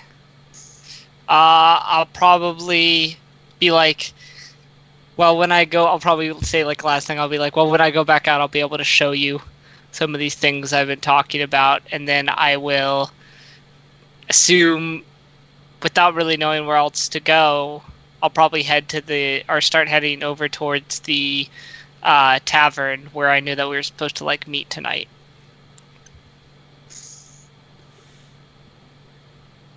That is where he said we were supposed to meet, I think so. Yeah. So And assume that perhaps maybe some of the others will be there. all right. So you get up and you start walking, and immediately you feel someone walking behind you. Someone not trying to be subtle. Okay, I'll look behind me. You see the tiefling woman with the dragon wings, maybe 5 feet behind you. She has this smile that usually you only see with people about to get something from someone. And she looks at you and says, "That was fascinating story. You seem to be a very interesting dragonborn." And she keeps walking, swinging her hips very clearly with every step she takes. Mm-hmm. I'll say, well, thank you. I don't think we've met before. I'm audience. Well, people call me a variety of things. Not always good. You know, many people will get easily jealous of my people. We do have a way of acting that seems to rub the wrong way at some people. As she says that, she just slips her arm in yours Okay. and says, "Well, a lot of people just say I'm a temptress, but honestly, I think this has been the jealous speaking." The name given. I'll say, I'll be honest. The one person of your race I've met before was incredibly shy and doesn't talk to anybody. So I wouldn't know. Well, you haven't met a lot of my kind, then. Yes, I guess some of us are a little bit more unsure of themselves, but this hasn't been my case. Let me. Oh yeah, you said she was really tall. So like, I'm 7 feet. So like, where is she at my? Like, is she taller well, than me? No, she's not taller than you. She remains a tiefling. She's just a tall tiefling. Yeah, just like for most races, usually it's easy to see that women are slightly shorter than men. This one is as tall as a male of her own race would be. So she definitely stands out like this. and she is really not shy about her body. She really is wearing what you would expect a, let's say, World of Warcraft human sorcerer to wear. Okay. I have it. Game female. I got it. Classic. I have the Classic picture. skimpy armor. Yeah. It protects the essential bits, as they say. Mm-hmm. Yes, and just that. But you also get a feeling that she is most likely normally wearing just cloth, if you can call that Okay. armor. So, Okay. so like she said, well, a lot of people just call me Temptress, but I guess the name that my parent gave me when I was born was too normal, and I like to let this myth about myself spread, so you can call me Temptress if you like. Very well. If Temptress is what you wish to be called, then Temptress I will call you. Well, let's just say that I don't have any objection to being called this. Alright, 1 second. I need to... Okay. Good. This'll go well. Alright. Trying to roll intuition into, like, what she wants. I rolled a 3. I have no idea what's going on again. So you're just baffled by the fact that this woman with an obviously very high charisma seems to be strolling about with you. Very openly. Well, I don't know. I don't know if baffled's the right word. Audience will probably just, because he rolled so low in his intuition, go to the immediate of, I'm a handsome, awesome dragonborn, as I know I am, and obviously she's hitting on me. But, you know. Obviously. And, you know, with a name like that, you know that a lot of tieflings adopt names which reflect a part of their personality, and so far she hasn't said that she didn't want to be called Temptress. She just said that it wasn't her name. Given name. Yeah. So you get a feeling that she's trying to tempt you. Okay. At this point, I'm happy to play along. So come on, my tall, handsome dragon. Tell me more about your faith. Very well. As you may have heard me describing to my bracer, sounds weird in my head when I say it out loud, or sounds weird out loud when I say it in my head. One of those. Don't worry, I've heard so much weirder in my life. That I worship the dragons as gods because my master told me from the day I was born that dragons are gods who should be worshipped in hiding, and the story that the exiled tell us are not exiles, it is exiles. Exiles tell us are lies, and that all the other gods, although powerful, are not the true beings to be worshipped, for they do not care about the mortal races where dragons have many times involved themselves and can shape the course of history and faith. That is fascinating. And tell me, has that dragon ever revealed itself to you? Physically? Yes, I've met him in person many times. His name was Jahasavin, and he came to my village many times. This is very fascinating.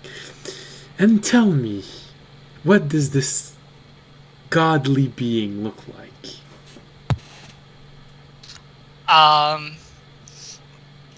Well, he is a ancient. He has at least told me that he is a ancient dragon. He is massive. Can cast a shadow over my entire town when he flies in. He is green and glows with emerald beauty. Interesting. If that gives you some brief description. Oh yes, I have seen dragons that looks like this before. It is very interesting.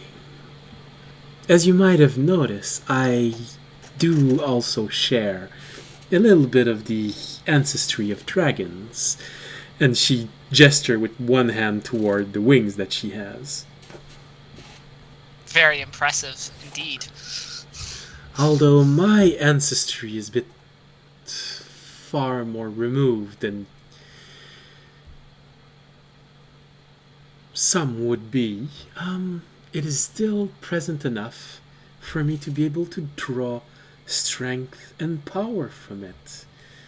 And so I do believe that there is, at the very least, some elements of truth to your story.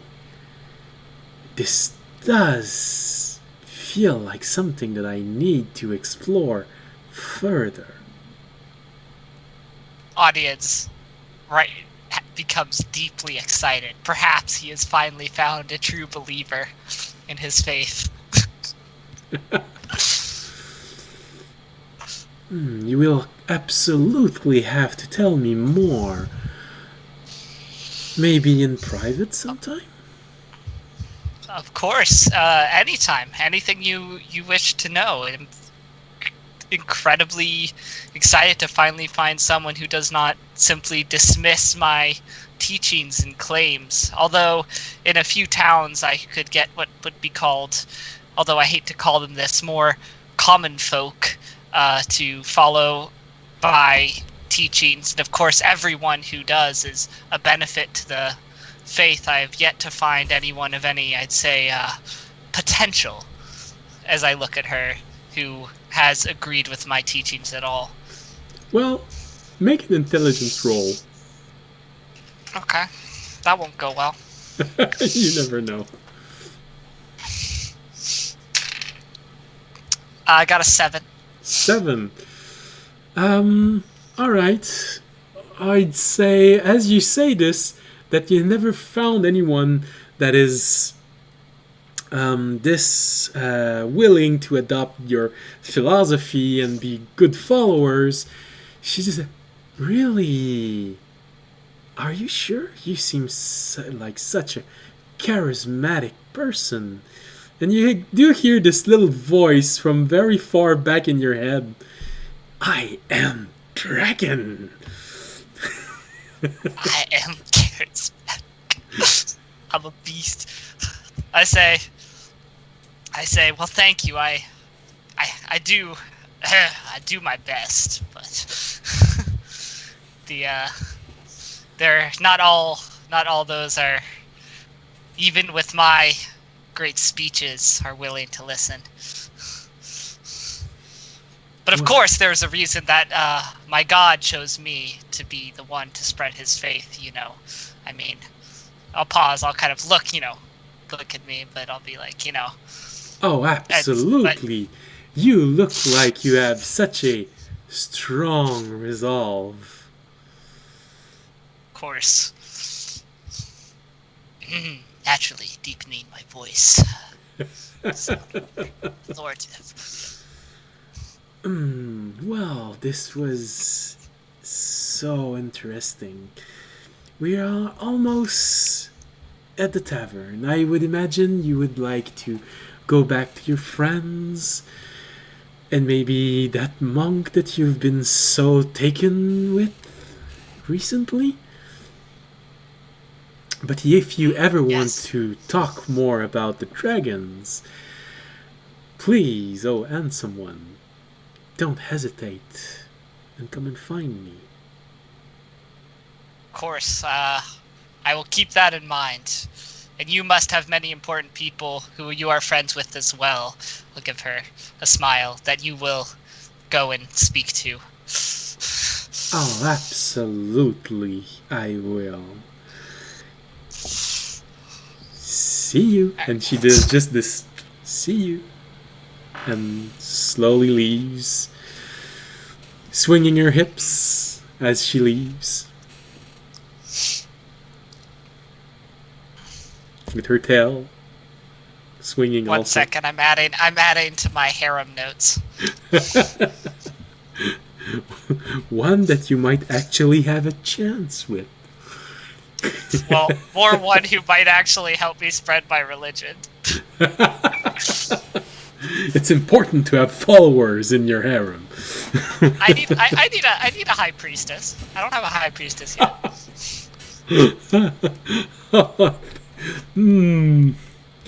Ooh, yes. That would be interesting. Alright.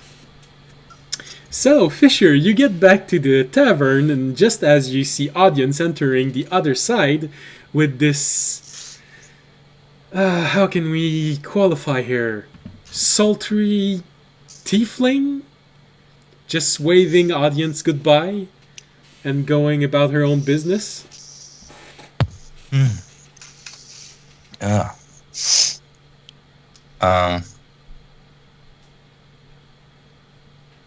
I'll walk up to audience. Where's Valtteri? Who?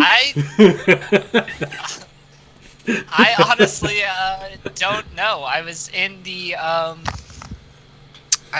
the room telling my object my life story because I heard something about attunement, and when I looked up, everyone was pretty much gone, except for Temptress. Oh, sorry.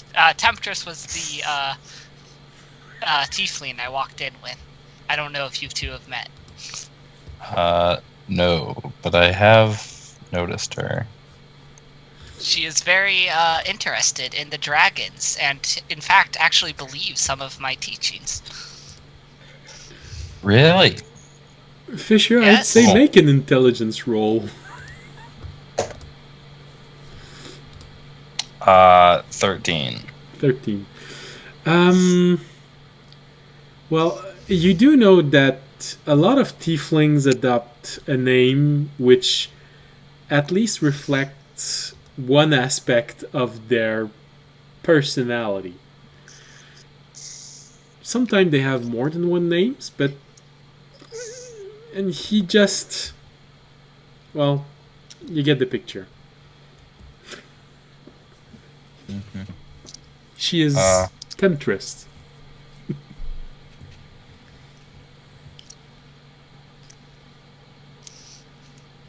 Yeah. Cool. So sorry about just kind of bolting earlier. I needed to figure out some stuff. But It's fine, my friend. also so I told them that I was joining the expedition. Oh, you did? Well, I thought we were waiting to decide. I mean, we talked before and said that we both thought it was the correct idea. I actually was waiting till tonight because I wasn't 100% sure. But if you already told them, I will probably let them know as well. That because Valtteri said she was just interested to do whatever the group wished, and I also believe it is the correct decision to join the expedition. Well, that's good to hear. Yeah, I was planning on talking to you guys about it, but to be honest, I haven't known you guys for very long, and this is I can figure out a lot if I stay with these people. So Oh no, I understand. Of course, Yeah. you know this seems to be I'll look around. You're with your people. Look at the other constructs. Can I say your people? Is that okay? I mean, The they're awkwardness not of political though, correctness. because they're entirely different, as far as I can tell, in most aspects. Although it is nice to hear you say people. That's not something we get very often. So I'd say you doing more good than bad on that one. All right. But so I think I might have found out what this thing is, and I'll hold up the ball. What is it? Well, there's a good chance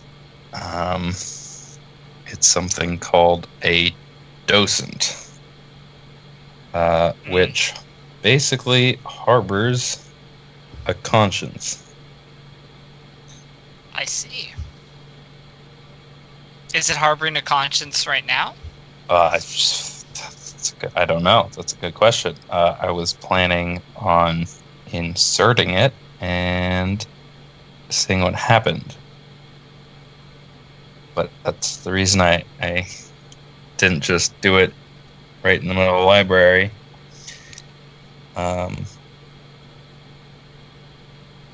If it does in fact have a conscience, and it is supposed to be a part of me, kind of want to make sure that it doesn't take over. I mean, if it's you, how can it take over? I look confused. It's not me. It's a separate conscience. So It's like there's a little person in here, like a brain, right? I'm doing the like condescending, talking to like a second grader thing right now. And I then, do not pick up on that. How much did you roll? 7. It might be high enough that you have...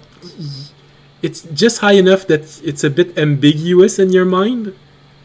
He might honestly be telling me, but there's something in the tone of his voice that's weird. Oh well. Probably something like that in your mind. So there's basically like a brain in here.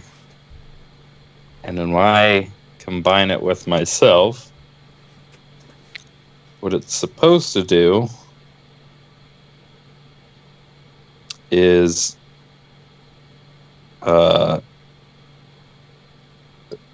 basically be like imaginary friend that tells me things. However, given my pull to it, and I don't really know anything about my past, I just want to make sure that the person in here isn't either me or somebody that inhabited my body previously, or something else entirely that just tries to take over, because I've been in the passenger seat before, and I don't. But I like to have my hands on the reins, if that makes sense. So I'm confused. Aren't you thinking and doing your own actions now? So why add another voice that might... I don't understand the potential of it. Well, because if it doesn't try and take over something. I mean, look at this thing. It's obviously quite old. Yes. And reading up on them, not a lot is known about them. Kind of like me. So I'm thinking, if it's not hostile, it could give me a lot of information about. It could answer a lot of questions. That's the first thing you've said that's made sense. So it answers your questions. Okay. I understand. So basically what I'm saying is I'm gonna stick this thing in my chest. Okay. And if I do anything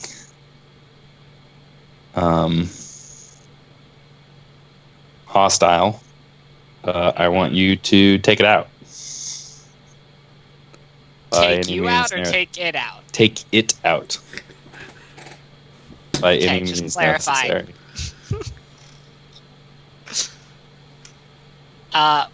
But should we perhaps get a few more people? Since obviously if it's hostile and take you over, it's probably not just gonna let me take it out. I mean, I'm not saying I can't, but I don't know if I can do it without damaging you in some way. Yeah, that's probably a good idea. But you see, the thing is, I really want to try this thing out. So figure it out, and then I'll just kind of stick it in the slot in my chest. So All right. As he does that in audience tactful way, he'll shout out, "If this man suddenly goes crazy, I might need help over here."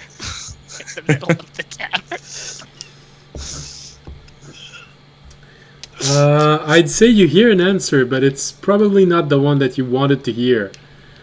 You hear, "Gladly." Oh no!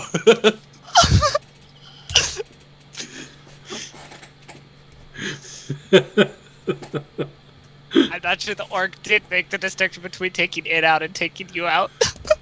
Well, I don't think you mentioned that. So, audience, you look at the orc looking at Fisher expectantly with a light grin on his face. And Fisher, you're just inch before trying to push this in from under the chainmail mesh that you have. Do you want to keep pushing, knowing that he's the one that's going to react if something goes weird? I am currently past the point of no return. All right. So you just finish pushing it in, and well, it fits. Nothing happens. It actually fits amazingly well. Oh, But nuts. Nothing happens. It's All sort kind of of a, stand there at the ready. it's sort of a bittersweet moment. Sweet in the sense that, well, it fits so well that you probably did something right, but nothing happens, so something's clearly missing.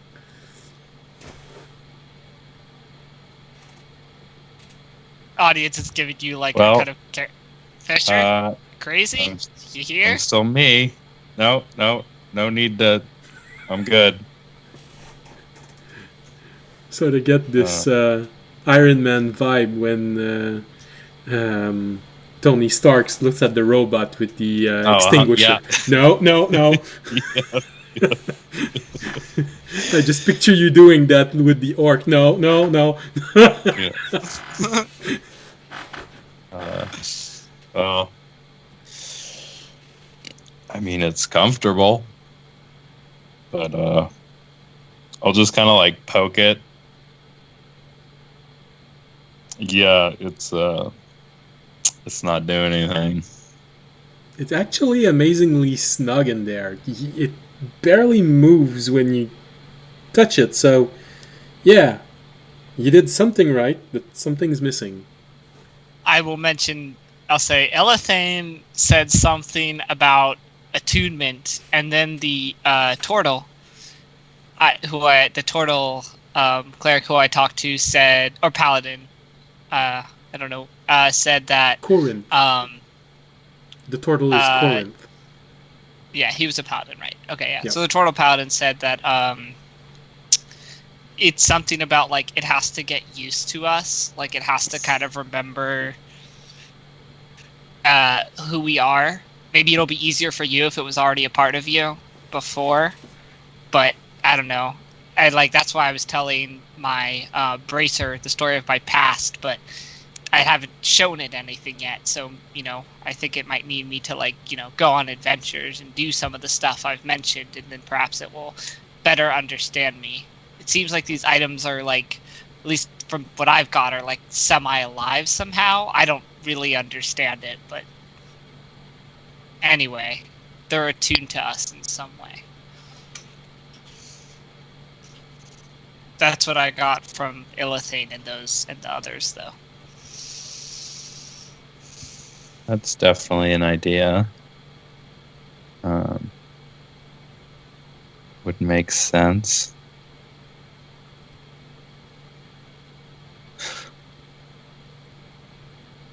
Or, maybe it's just rusted shot. Maybe I'm gonna I got try the and broken one. yeah, I'm gonna try and take it out. Yeah, Does that work? Yeah, you can take it out. Okay.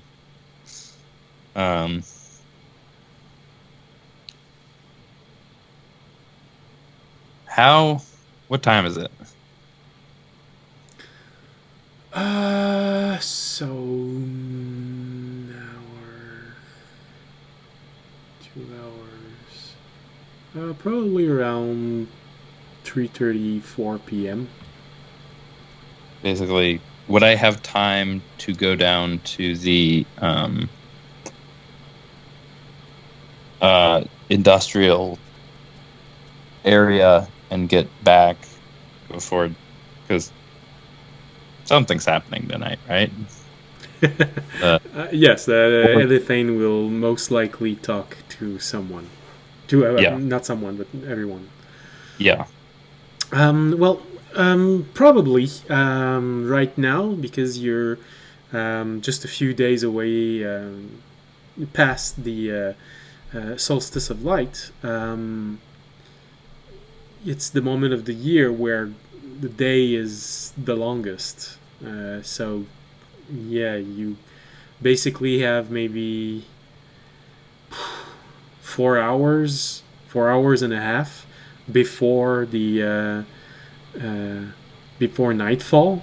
So even if you walk across the entire arboretum, you have time to get there, maybe stay a few hours, and then get back. Okay. Well then, just had an idea that I am going to head over to the industrial district to see if I can get something to help clean this thing up a bit. Care to join me? Sure. Maybe it needs some type of energy too. I don't know. Power source, possibly. Although I assumed it just kind of. I assumed I powered it. Like it. Do you have power? Well, I honestly have no idea what you're composed of. Yes. There is. Yes.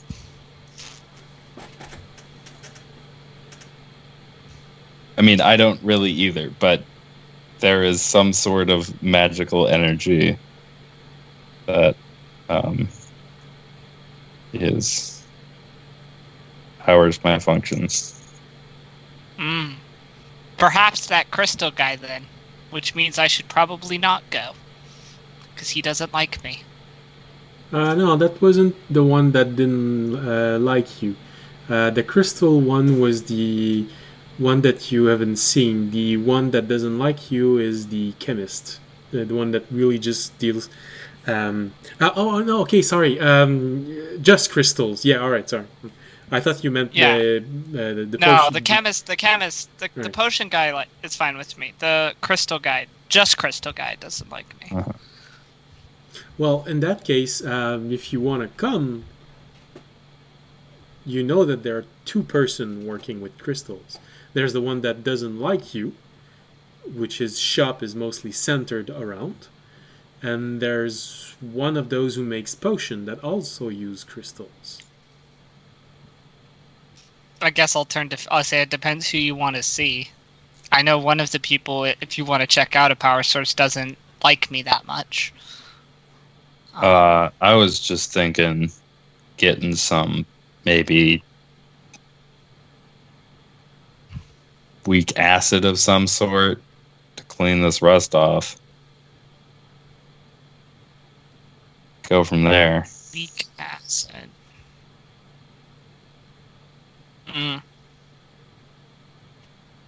So yeah, like I don't the know. chemist potion guy. I'll come along. somewhere. I'll come along. Okay, sounds good.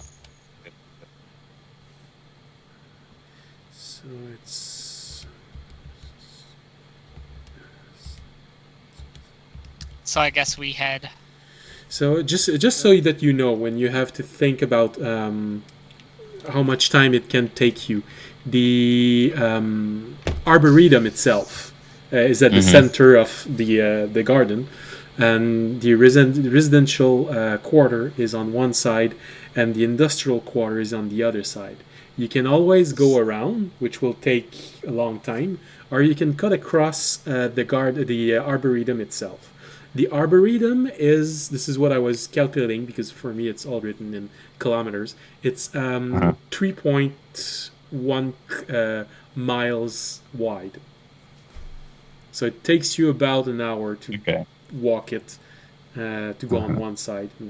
Because the road in it isn't a straight road. It's a bit winding, so it's maybe an hour and a half to walk through it all.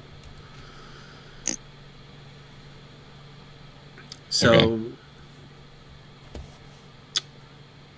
so you both leave and you go to the industrial district. So you get through the forest and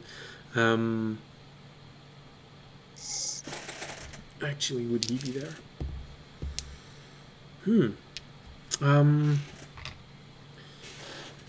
Yeah, you go through the forest and you get to the other side fairly easily because of all that happened. There's not a lot of people inside the forest. You do come across a few of the residents, but no adventurers are there tonight or this evening. So you make your way through the arboretum, and then you enter into the industrial quarter.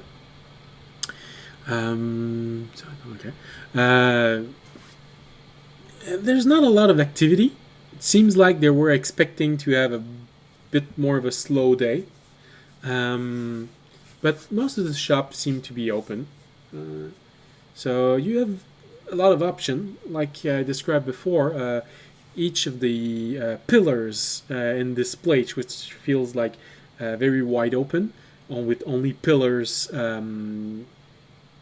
widely very wide distance between each, and each pillar is concentrated on one trade. So weapons, armor, potions, stuff that has to do with crystals. The name escapes me right now. Plants. Where do you want to I would like to find just like a straight chemist, someone that would carry. Yeah, I'm looking to find something that I could use to try and clean the rust off of this ball. Okay, make a.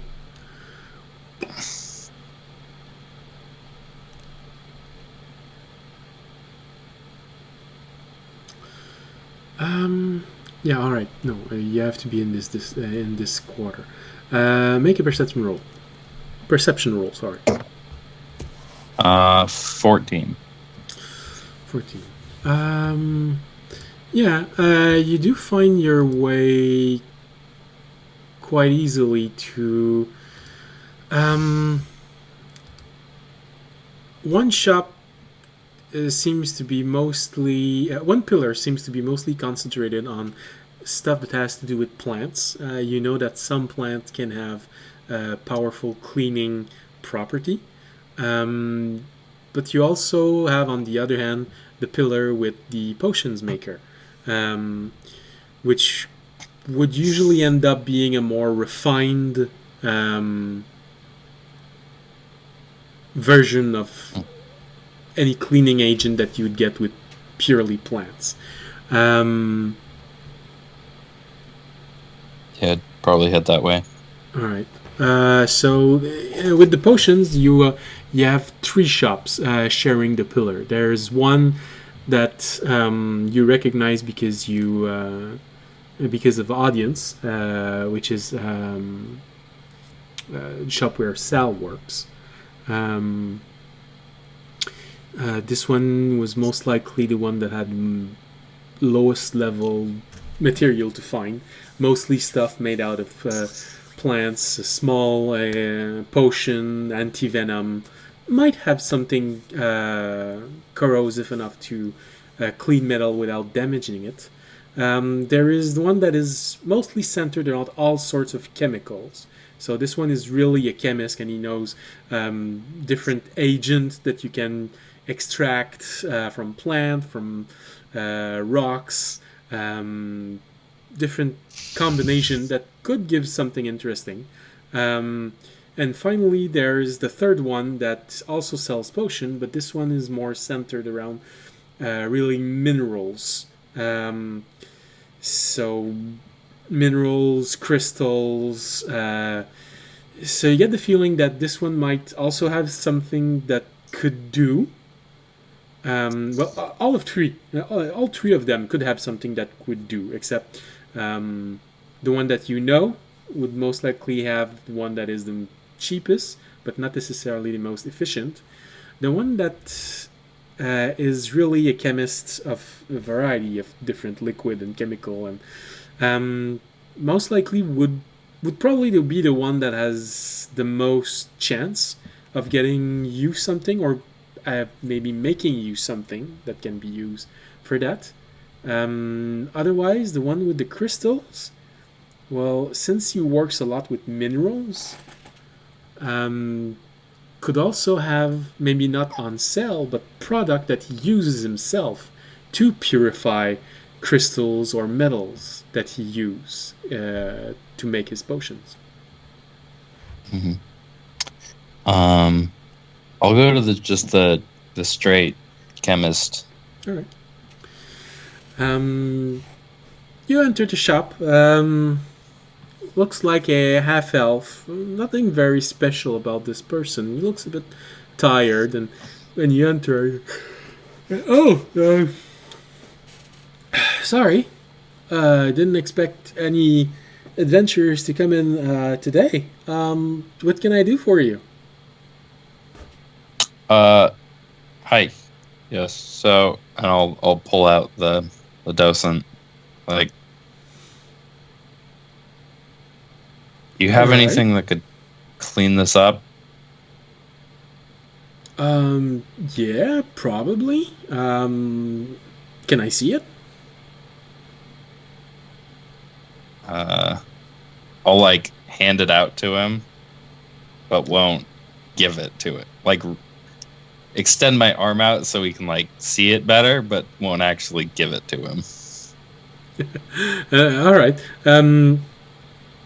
So when you extend your arm, he does try to take it, but when he sees that there's some resistance, all right, let's go. And in that case, come over here, sir. And he takes you to a small bench where there's a lot of different tools. And well, in that case, could you just place it there at the center? I need to study it a little bit to see what kind of metal it is made from. If you just want to clean it and not damage it, I don't want to sell you something that's too strong. Insight check. Go ahead.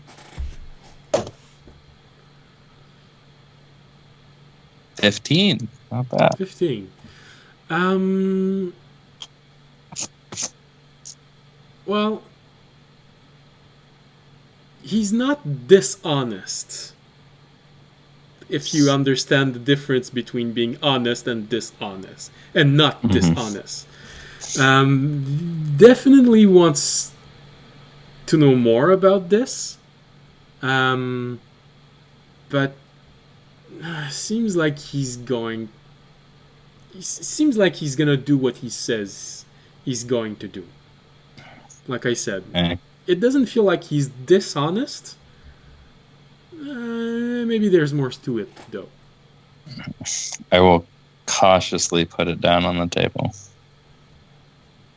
Alright, so he takes a few weird little objects and places them over it, slides it around it, and then takes a lens and look at it from the angle and just rubs. Oh, well, it's definitely odd metal. I don't know why anyone would make something with so ordinary metal. But it looks thick enough. I guess you could take one of these cleaning solution. And he looks at one of the shelves and points you to one of the shelves. The cheapest one that you see is maybe 5 silver, but you get the feeling that this is mostly made to clean dishes. The one that are at the end of the shelf goes as high as 10 gold. You get the feeling that he's probably talking about those.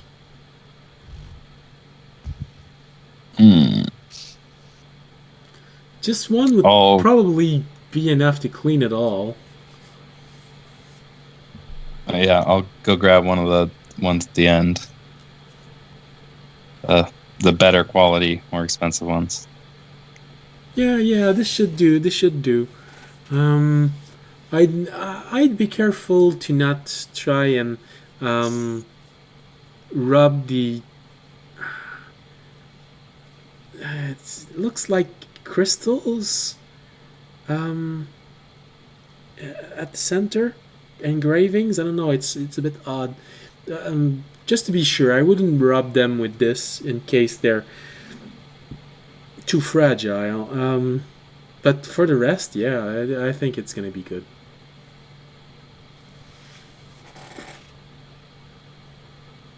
Cool. Thanks. You give him 10 gold? Yeah. Alright. And then He gives you a cleaning agent. Yeah, so how do I use this? Oh, well, just use something a bit thicker than a cloth. Maybe something a little bit leathery. Pour it on. Just rub on it. Probably 10-20 minutes is going to be enough. Especially if you don't want to damage this shell. So don't go over 20 minutes. Even if it feels like it's not completely clean, it's still going to be working a bit more, even if when you stop. So don't go above 20 minutes. A good leathery surface to rub this. I'm sure that one of those shopkeeper, and he points toward the pillars where there are armors, will most likely be able to sell you at least one piece of very flexible leather. I wouldn't go with cloth because, well, I noticed that your hands are made of stone and metal. I wouldn't want to damage them.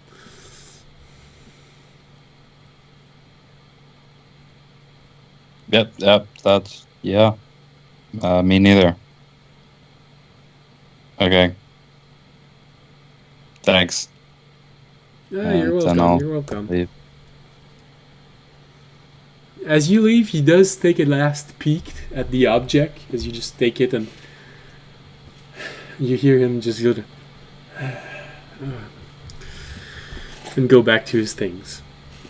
So you can deduce 10 gold from your inventory and just add in a note to cleaning agent.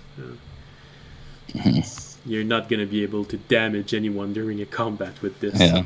I mean, unless you manage to force someone to drink it.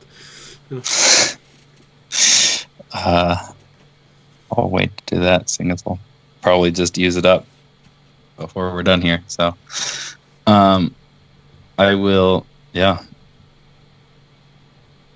You still coming with me, audience? Yes, I am. Cool. I've just been kind of following around. Did you enter the store? Yes. All right. So you Roll are dex. a witness to all of this. Roll what? Nothing. Not important. Yeah, I'll head over to the tower you pointed out. All right, you find a few shops. It's not hard to notice which one would be making leather armor. They're not trying to hide themselves. They're shopkeepers, so it's easy enough to find someone that use leather. And what do you ask him? Do you have any scrap material, leather, that I can buy off you? Make a persuasion roll.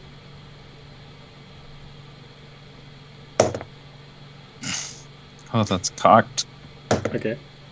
Oh, that is.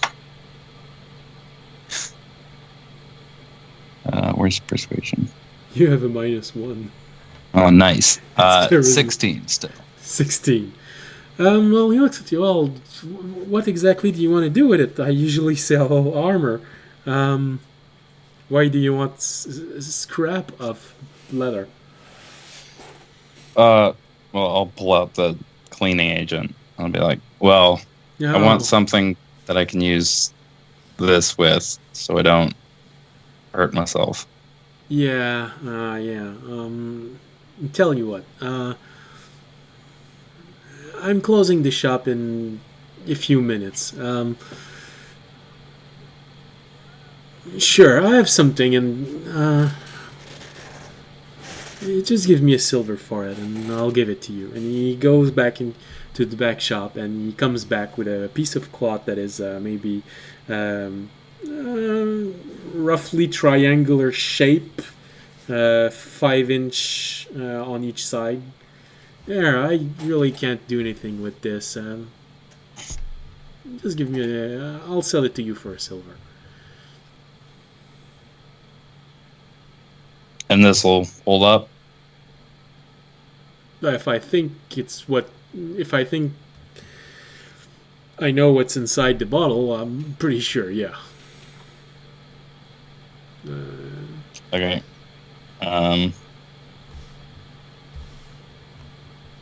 I'll take a little.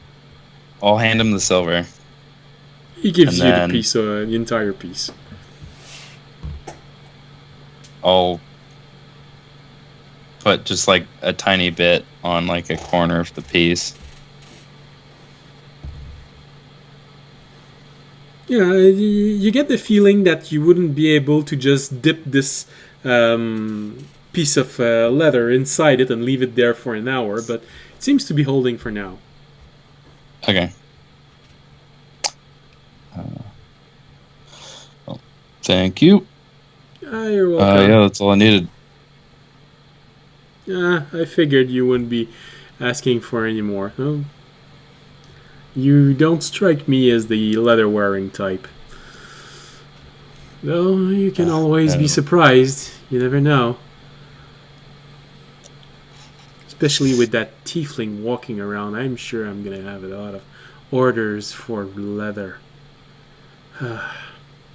Which tiefling? Armor. You know, the one with the red skin and the dragon wings. The wings? Yeah. I'm pretty sure I'm gonna get a lot of requests for things made out of leather. I make armors, not kinky dress. Audience stays silent. Fisher's just gonna sit there like confused for a second and then turn and leave. Once we're out the door, he's gonna lean over to the audience like, what do you mean? I don't get it. Does audience? It's not important. Does audience get it? I don't know. Audience, I don't know if audience gets it. He rolled a 7 on intelligence. Well, I'd say the word kinky dress certainly rung a bell, but you don't have any image coming in your mind.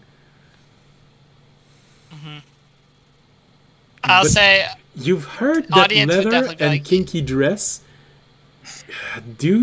are supposed to go together, but no, nothing else coming to your mind. I'll just be like it's not important, as all people who don't actually know but want to pretend like they know say. Do you want to make an insight roll to see if you notice that audience is trying to cover that he doesn't know? Sure. I think I also have a -1 to insight. Yeah, that's an 8. Well, you mostly think he's honest. You sort of are starting to know audience a little bit, so you sort of get the feeling that, alright, maybe, nah, he looks honest enough about this. Yeah, alright. Probably not important. Fair enough.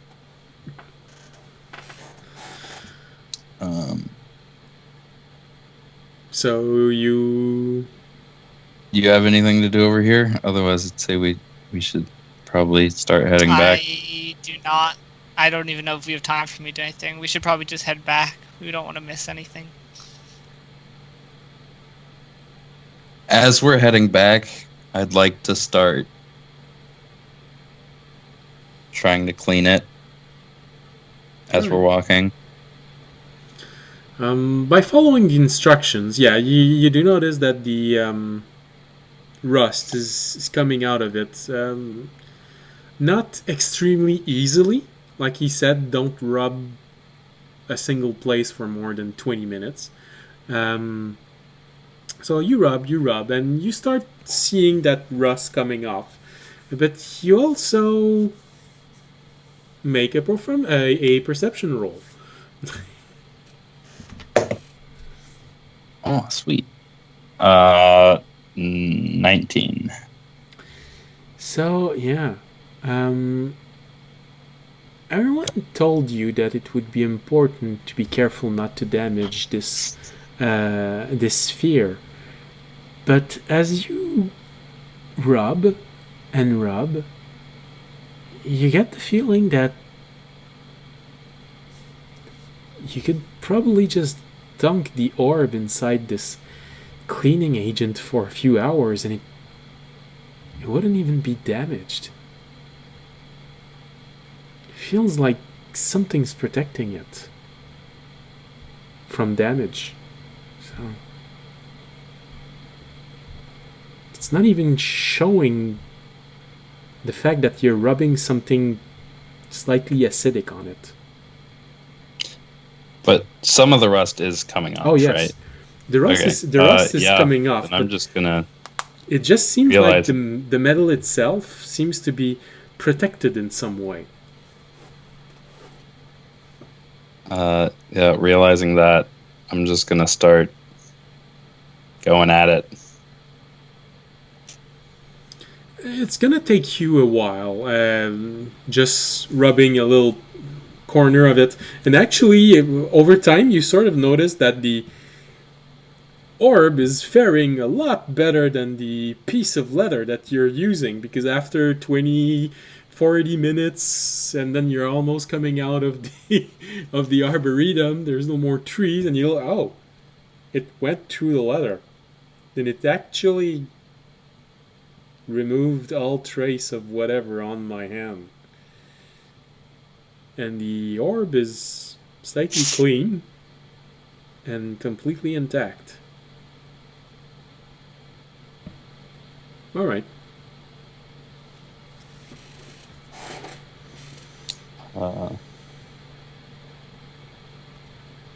Yeah, I'll just keep going at it for Alright. as long as I have leather left. No, you're gonna get it cleaned off before you don't have any leather left. And like you said, it's the size of an apple. It's not huge. So you get back to the. You were all going back to the tavern. Is that it? Yeah. Yes. All right.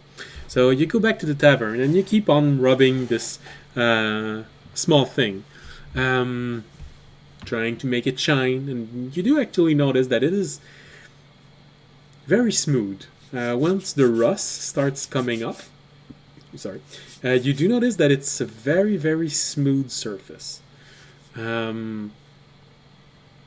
Whatever engravings might be there, it really wasn't done by a novice. It was masterfully done. Even whatever you can see, your hand just slides over it. There's nothing rough about it. So it's definitely something made with exceptional quality. And although the metal itself, according to the chemist, doesn't seem to be of high value, something's definitely protecting it. So you go at it like this for maybe another hour. Eventually, the tavern starts filling up. You do notice Valtteri coming in.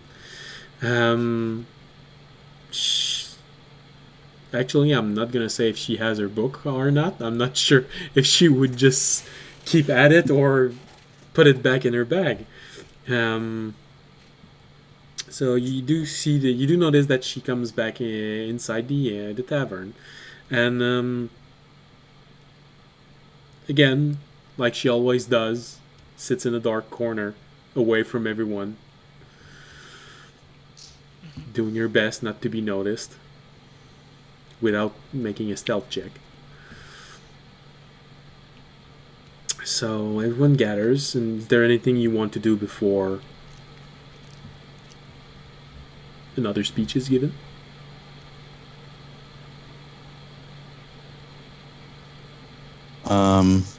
Not unless I got it cleaned, or as cleaned as I think it would get. Probably, I'd say in total you took 2 hours. You maybe took 3 hours to go there and back, look for everything, talk to everyone.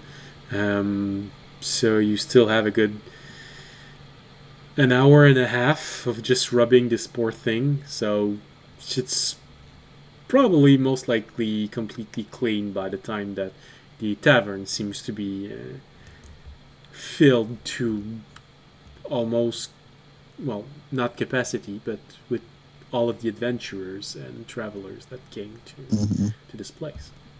Then I'd try and I'd stick it back in and see if anything happens again. No, like I said, it's clean now. Mhm. And as you start trying to... Is it more comfortable now that it's clean? Yes, it has a less grainy feel as you push it inside. It feels like it's been smoothed out, nearly lubricated as you push this inside of you. No, thank you. Still fits good. Okay.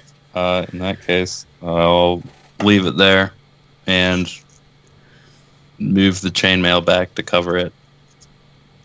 And again, as you pull your chainmail slightly enough to push this in, you sort of see Core give it a little playful look as you push this in, and he just... Yeah. Me, no need to... Yeah. No, we're good here.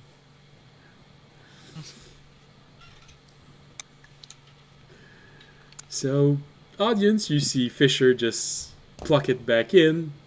It does feel like it's less grainy as he pushes it in. But, like the first time, fits pretty well, but nothing happens. But now it's clean. Alright. I will It's shiny. kind of look around and wait to see if, like, Elithane's there, or if anyone's going to give a speech or anything. All right. Yes, after maybe another half an hour after Fisher finished all of this and push it back in, Elithane does come, stand at the center, and looks at everyone. Well,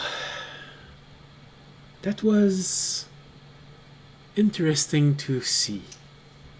I understand that it was a bit underwhelming for some of you, and I would like to apologize for this, but maybe this is part of whatever trials awaits you.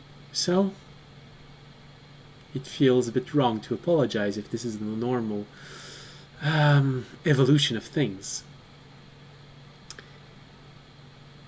So, we are very curious about these objects as well. Some of you have already started sharing your impressions on it, and we appreciate it.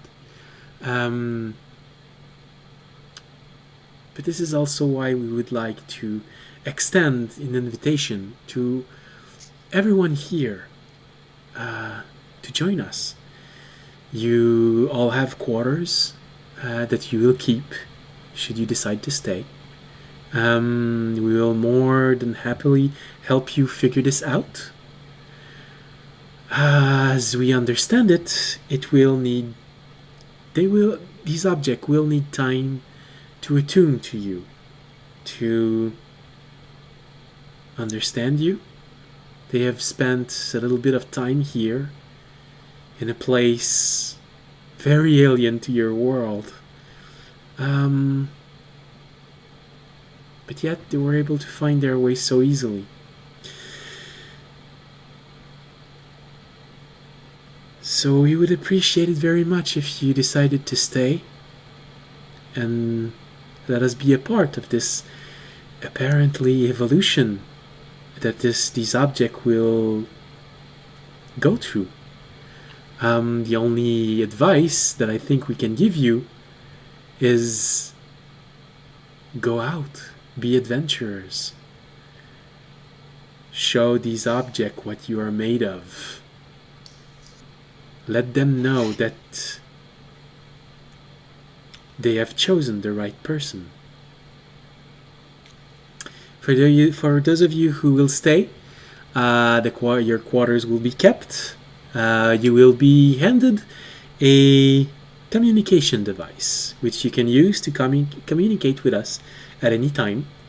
Um, in time, we might even be able to find a way to create portals into your world. These different portals will be things you can activate using these orbs. For those of you walking in groups, you can give these orbs to people that you think would help us. We will replace them, of course. Just be sure to warn us so we do not deactivate one by mistake. Or if you lose it, you can always come back here to the same means that you use to find us. The portal there is always open, and now it will always react to you, whether you have your coins or not. So you can leave them here, or you can take them with you if you wish to further examine them. But as I have come to understand, most of them have gone inert now. If nothing else, it makes a interesting memento. Of course, to anyone wishing to stay, all of our resources are available to you, with the exception of one section in the library. I know it's going to be tempting, especially when I say it is a restriction area. Restriction zone. Restricted area. Yeah. Sorry, the words mixed in my mouth. Probably because I'm getting thirsty. So I know it will be tempting for some of you, but I would ask that you do not tempt fate. As you've seen, there are security measures in here. And he looks at one person that you haven't talked to yet. Looks like a human. He hides a hand behind his back when Ilithane says that.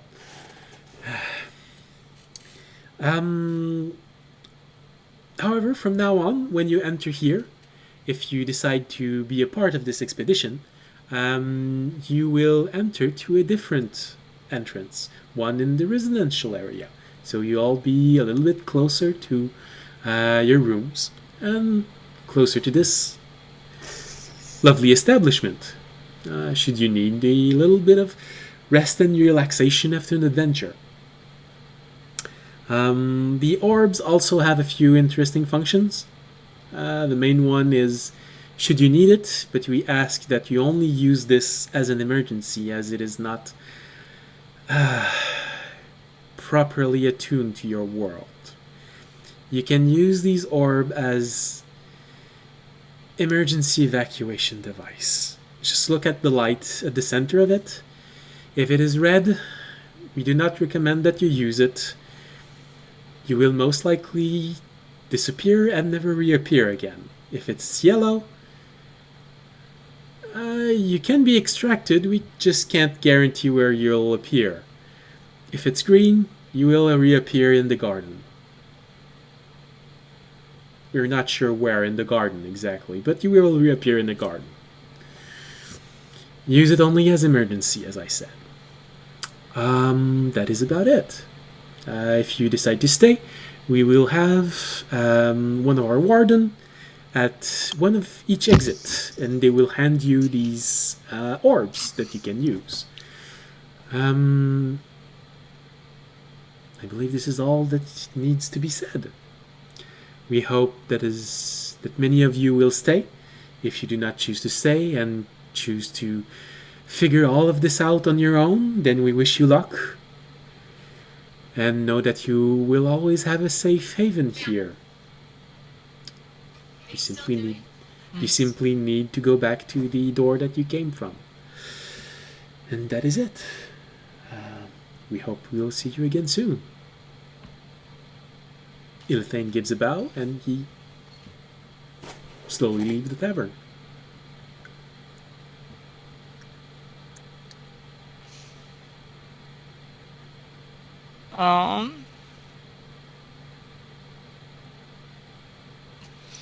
I guess. Can I try and, before he leaves, can I try and go up to him and tell him that I'd be interested in staying in person? or because as he walks out? Yeah, sure. Okay. He's not leaving in any hurry, so you can catch up to him very easily. Yes. You wanted to talk to me? Oh, yes. I just wanted to let you know that I have decided to stay as well. Very good, I very want to good. let you know. Yes, then of course. Just talk to one of the warden at one of the exits. Just tell him that you will stay. He will give you an orb. Of course, you can always try and reach me. If you use one of the orb to talk to one of us, you will most likely go to the command area by this. I'm pretty sure you will get to know those who work there. I'm expecting many of you will use this privilege, probably more than they should, but I'm pretty sure you will get to know the person behind the communications pretty well.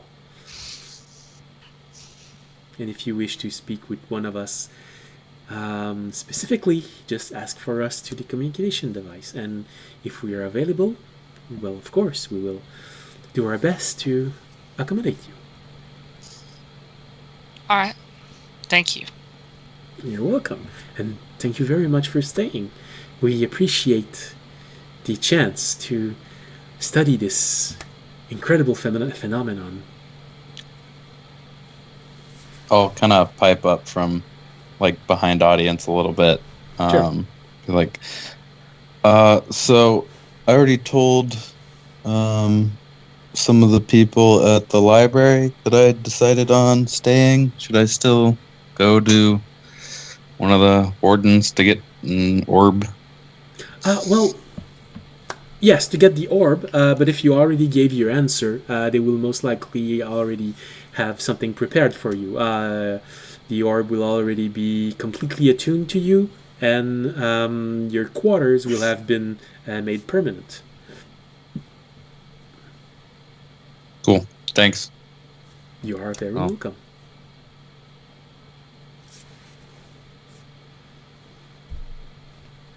And so, what do you do on these last moments? Before anything leaves, he turns back toward the entire room and says, yes, before I forget, I know that some of you might be wondering where they can find adventures. On the third floor of the tavern, we have left a board. If you are ever in need of assistance, you can always place a little ad there, a little poster to ask for assistance. Shopkeepers have also been informed to place whatever need they might have. So you can always find a few interesting hunting requests. And I do believe that some will pay in gold, not just in kind feelings. You said those on the third floor of the tavern. So the very last floor.